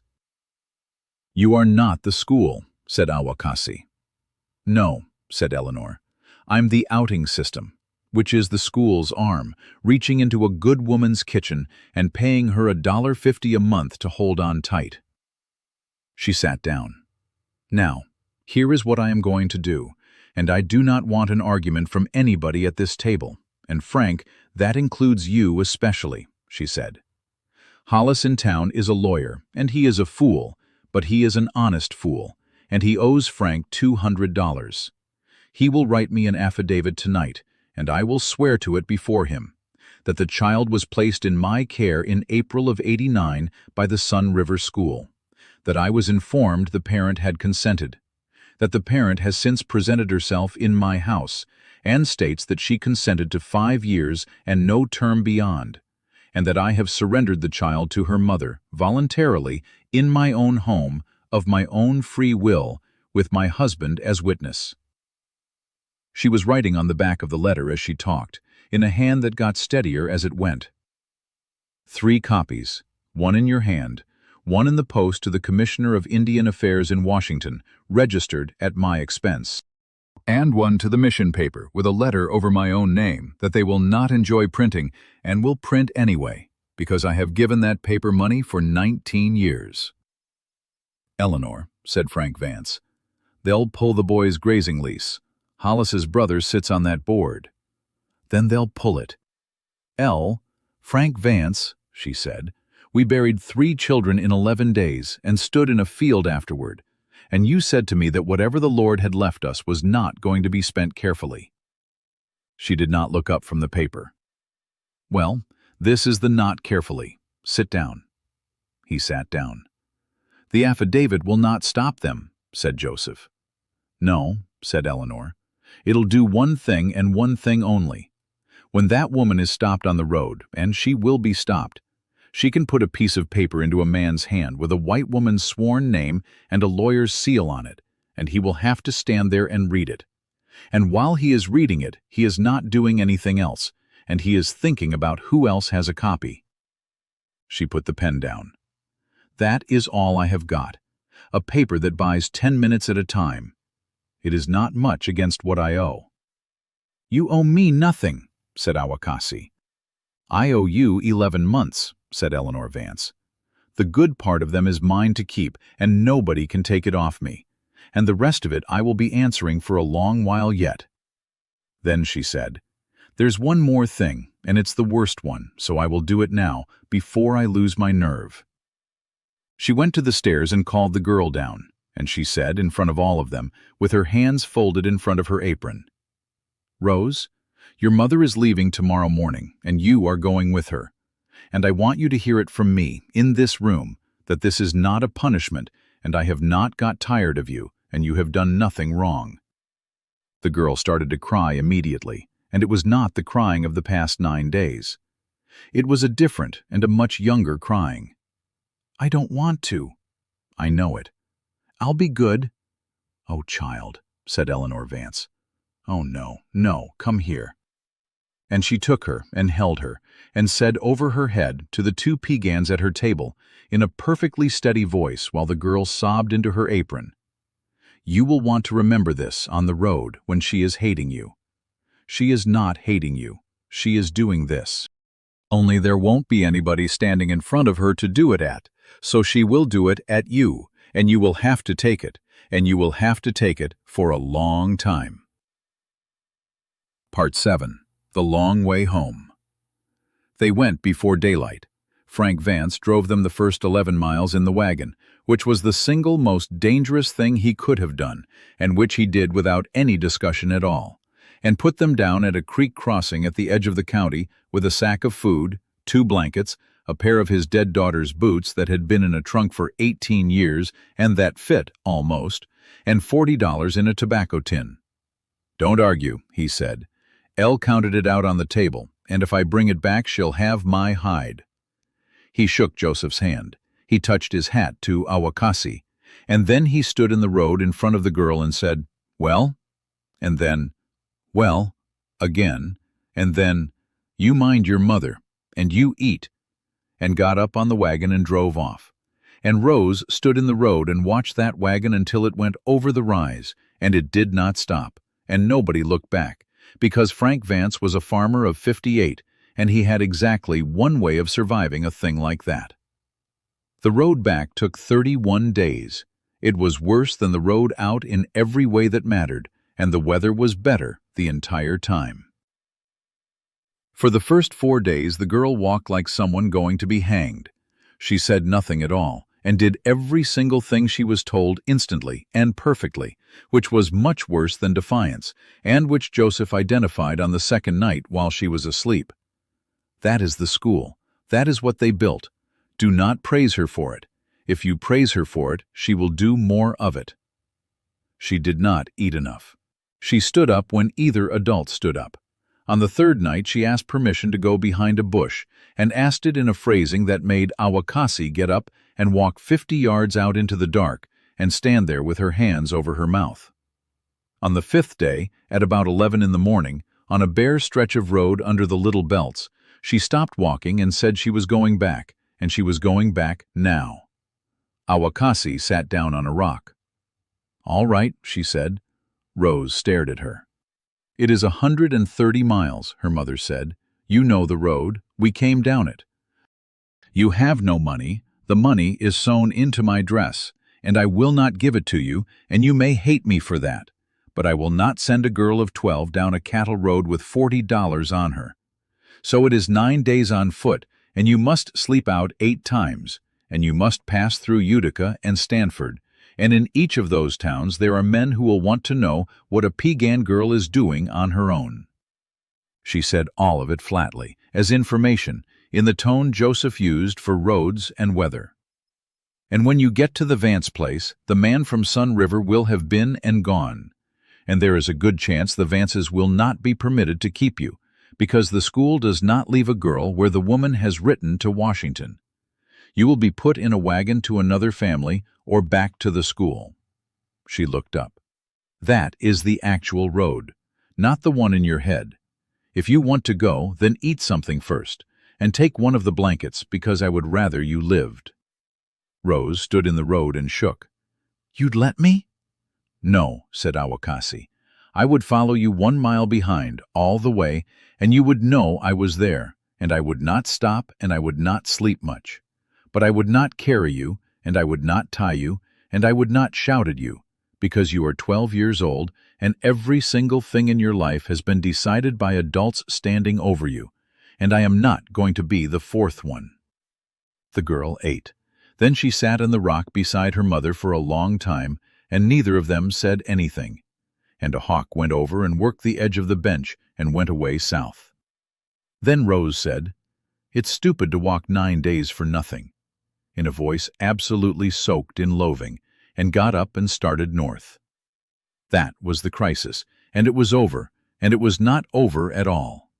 It came back 4 more times on that road in smaller forms, once as 2 days of silence, once as a screaming fit at a river ford that Joseph walked half a mile away from, once as a stretch of about a week when the girl called her mother nothing at all, not a name, not a word, and simply began speaking whenever she had something to say. Each time it was a little less. It went the way a fever goes, not all at once, and not smoothly, and with a period in the middle where you cannot tell whether it is turning. They came up through the country in April. The frost went out of the ground, and the roads turned to grease and then began to dry. The meadowlarks came back, all at once, the way they do, so that one morning the whole country was full of them, and the day before it had been silent. Curlews went over the benches in the evening, making that long, falling cry. The girl's feet blistered and then hardened. She began, without noticing, to walk the way the 2 adults walked, which is to say, slower at the start of the day than a stranger would think reasonable. And somewhere around the 12th day something began to happen that none of the 3 of them commented on at the time. She got interested. It started with a bird. She asked what it was, a long-billed curlew going over at dusk, and Áwakaasii told her the Blackfeet name, and Rose repeated it, once, badly. Her mother said nothing at all, did not correct her, did not praise her, just kept walking, with her heart hammering hard enough that she was certain it could be heard. The next day the girl asked about another one. By the 20th day there were 50 words. By the 25th there were 200, and Rose was furious about it, in a way that took Áwakaasii 2 full days to understand. The girl was angry because the words were coming back too easily. They were not new. They were under there, 3.5 years down, and every one that came up was proof of something she had been told for 3.5 years was not true, that there had never been anything down there in the first place, that what she came from was a small, poor pile of nothing that a person was better off without. I hate this, she said one night, out of the dark, on the far side of the fire. Yes. I say it and it's already in my mouth. It's like finding out somebody's been in your room. Yes. They said we didn't have a real language. She said it fast, the way you get a thing out. They said it was just sounds people made, and it didn't have any grammar, and that's why we had to learn a proper one before we could think properly. Who said that? Mr. Ellison, in the 4th reader class. He wasn't even being cruel about it, he was just explaining it. Áwakaasii looked into the fire for a while. When you were 4, she said, you called a magpie by a name that is not the true name. You made it up. It meant something like the one who is rude at the meet. You would not use the real word for 2 years. You insisted on your own, and your grandmother thought it was very funny and started using it herself. And by the end of that summer, 4 grown adults in our camp were calling magpies by a word invented by a 4-year-old. She fed a stick into the fire. Now, a thing that is only sounds cannot be joked in. You cannot make a joke in something that has no grammar, because a joke is grammar bent on purpose in a direction everybody can feel. Mr. Ellison was a liar. He was not even a good liar. And you knew a language well enough to be witty in it before you could tie a knot. The girl was quiet. Then she said the magpie word. She said it into the dark, exactly right, with the stress in the correct place, and then sat straight up. "That's it," she said. "That's it, isn't it? I thought I made that up at the school. I used to say it to myself in bed. I didn't know what it was. I thought it was a nonsense word. I've been saying it for 4 years." "You did make it up," said her mother, "when you were 4. And you have carried it around a building in the Sun River Valley for 4 years, and it was the last piece of home you had left, and you did not know what you had." Rose Otter put her face down on her knees and cried for about 10 minutes, and it was the first crying on that road that did not have a fight inside it. Joseph got up and walked out to check on nothing at all, and stayed away 20 minutes, which Áwakaasii noticed and never mentioned. They were stopped twice.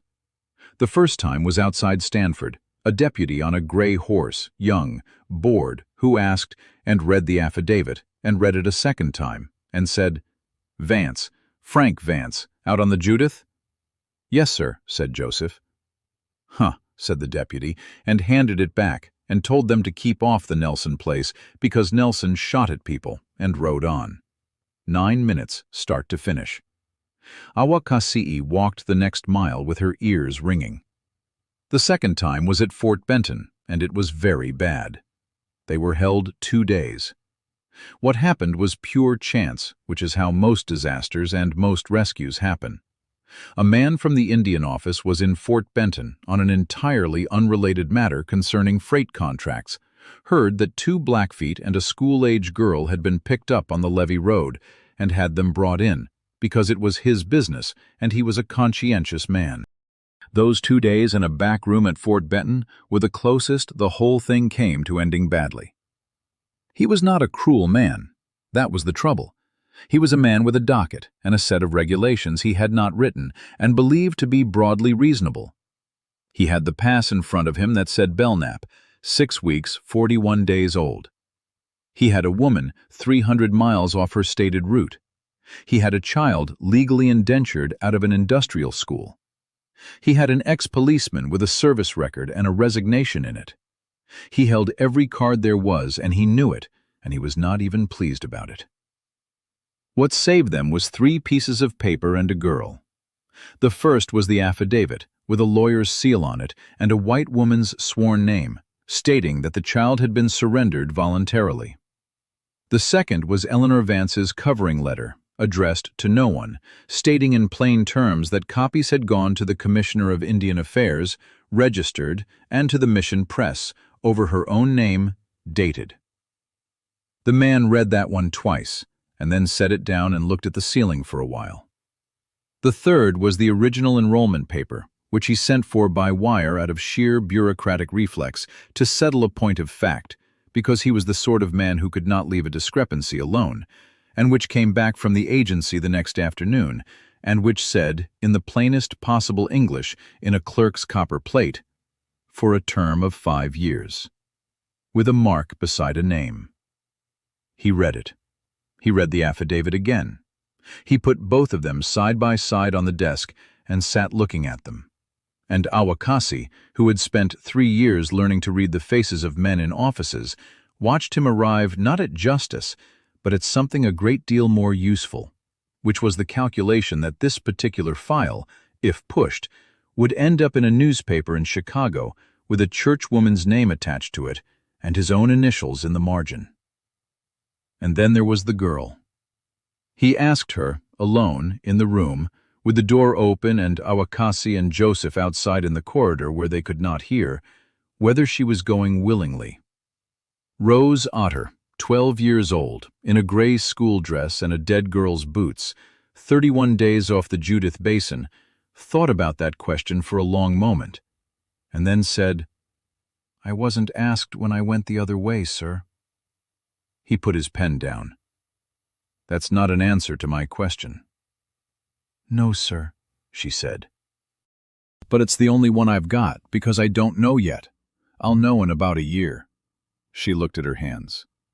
"She walked 24 days to find out where I was. Nobody's ever done anything like that for me. I don't know if I want to go. I know I'd rather be with the person who came." He was quiet for a while. "Do they treat you kindly?" he said. "On the road?" "They let me be angry," said Rose, "for 3 weeks. Nobody's let me be angry before." He stamped the paper. "The pass is bad," he said to Joseph in the corridor an hour later. "You'll be entered as returned under escort. That's a mark, and it will follow you." "Yes, sir." "The child goes with the mother, pending review. Understand that pending review is not the same as finished. There will be a letter. There may be a man out to look at your circumstances, and he will look at the cabin and the food and the school attendance, and if he does not like what he sees, he can undo all of this with a form." "Yes, sir." The man put his pen down and looked at Áwakaasii, and for 1 second he was not in office. "Madam," he said, "you walked from Badger Creek to the Judith Basin in February." "Yes." "That is over 300 miles. "Yes," said Áwakaasii. He did not say anything else. He signed it and blotted it and put it in a file, and that file went into a cabinet in Fort Benton, and as far as anyone knows, it is in a box in a government warehouse to this day, 4 lines long, with 3 names in it. They came home on the 9th of May. They came up the creek in the afternoon, and the cottonwoods were just breaking, and the grass was 4 inches high, that violent green that lasts about 11 days in that country and then goes. And the camp saw them from a mile off, and by the time they reached the first cabins, there were 40 people in the road. Rose stopped walking. She stood in the road with her hair cut to her jaw and a pin in it, and a dead white girl's boots on her feet, and looked at 40 pagan faces looking back at her. And Áwakaasii watched her child understand, all at once, that she was about to be a foreigner in the second of the only 2 places she had. "They're all looking at me." "Yes." "I don't know any of them." "You know 6 of them," said her mother. "You will not know their faces. Their names will come back the way the words did." She put her hand very lightly between the girl's shoulder blades, the first time in 71 days she had touched her without a practical reason. "You do not have to say anything to anybody. Nobody here needs you to perform. Walk in and sit down and eat, and that is the entire requirement of this afternoon." Kills at Night came out of the crowd and stopped in front of the girl and did not embrace her, which was, Áwakaasii thought afterward, the single most intelligent act of kindness she had ever witnessed in her life. She simply looked at her, up and down, and said, slowly, in the 4 words of English she possessed, "You are very tall." And Rose Otter laughed, a startled, wet, undignified laugh, in the road, in front of 40 people. And that was how she came home. Part 8. What a Person Carries. It was not finished. It was never going to be one of those things that is finished, and Áwakaasii understood that within a month, and the understanding was the beginning of everything going well.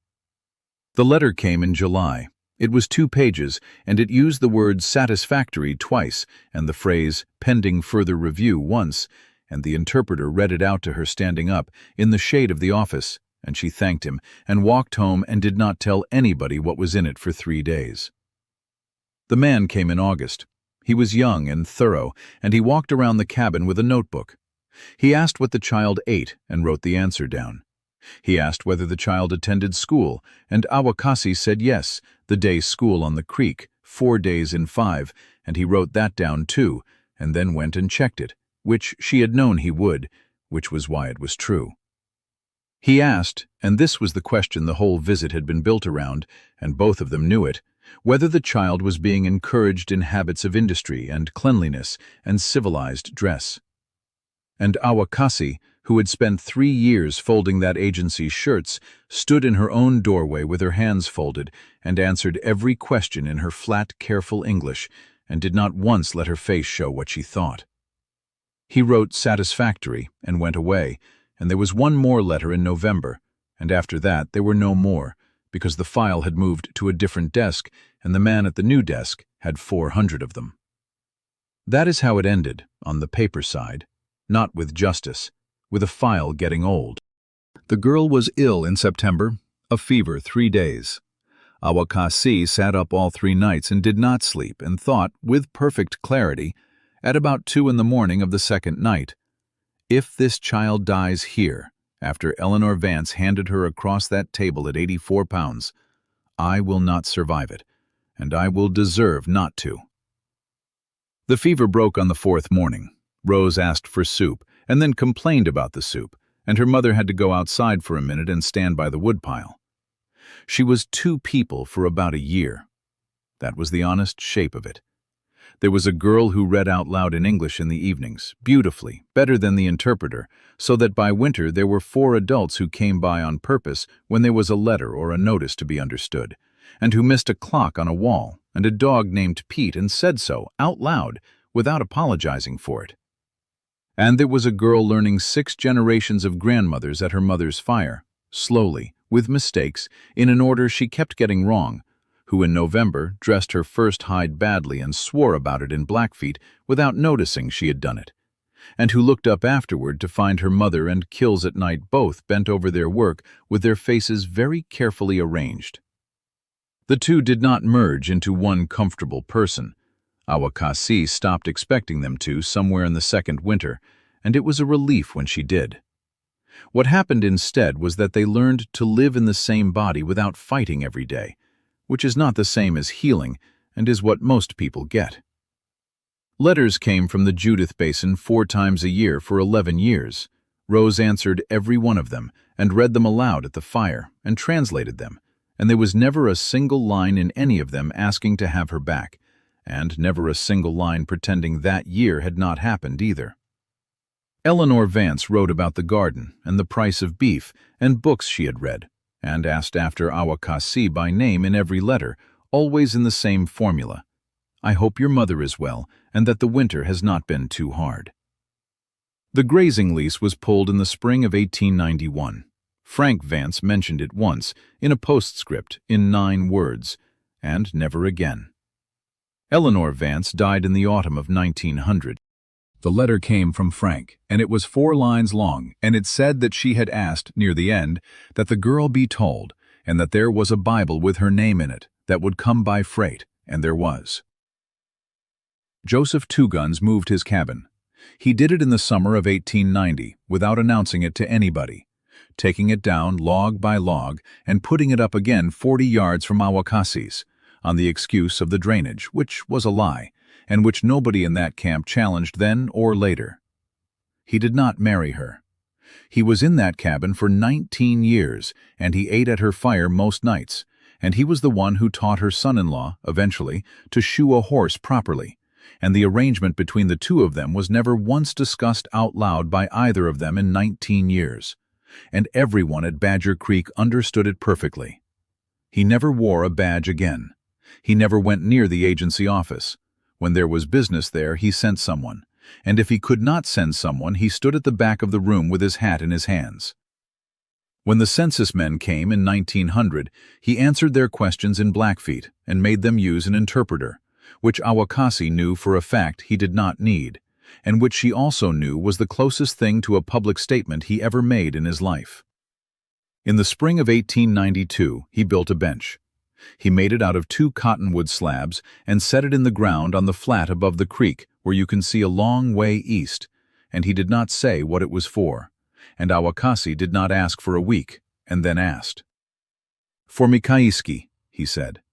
She is at the top of a hill in the Sun River Valley, in a row with a number on it, and I am never going to get her back, and I am not going to pretend otherwise. So this is here instead. It is not anything. It is a place to sit. Áwakaasii sat down on it.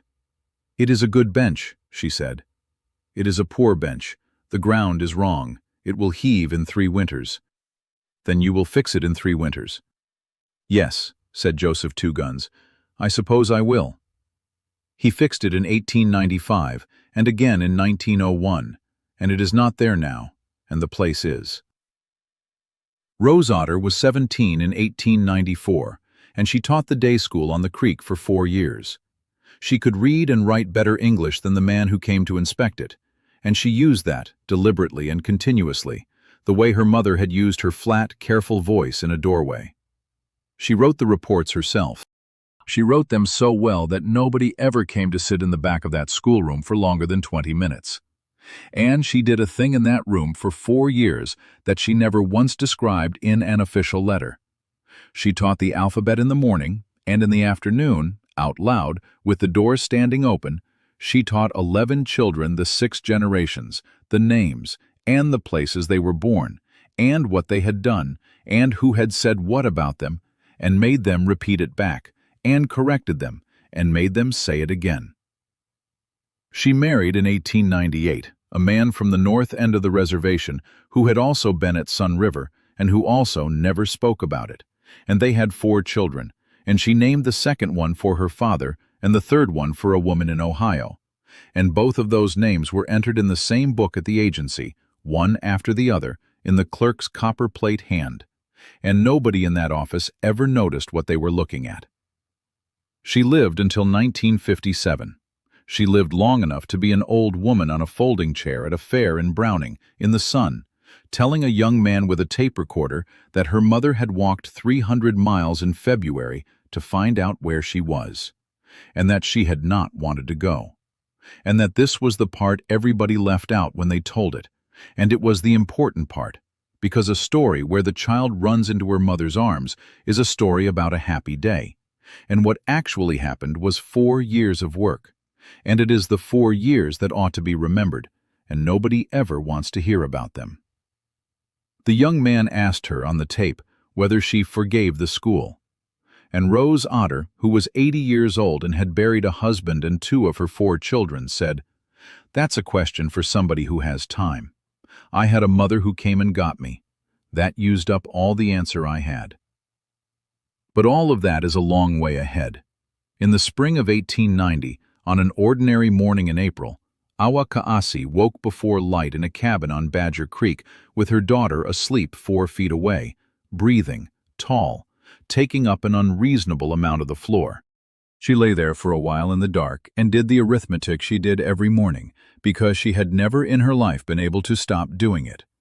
Wood for 11 days, flour for 9, the ration issue on Thursday, and short as always, the roof over the west corner to be dealt with before the June rain, a girl who had grown 1.5 inches since May and would need moccasins made twice this year instead of once. None of it was enough. It had never once been enough in 36 years, and it was not going to start being enough now.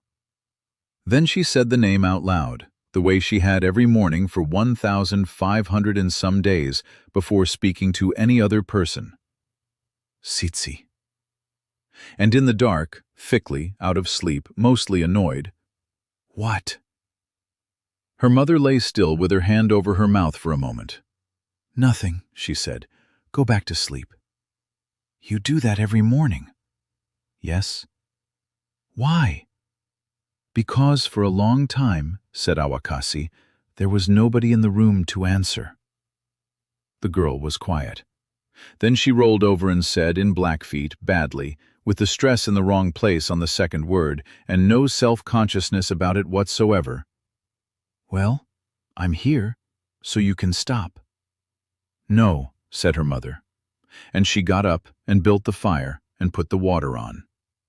Outside, the wind came down the creek and moved through the new cottonwood leaves, and it was going to be a cold spring and a poor one, and there was a letter coming in July, and the wood was short, and none of it mattered very much at all just then. She said it again the next morning. She said it every morning for 31 years.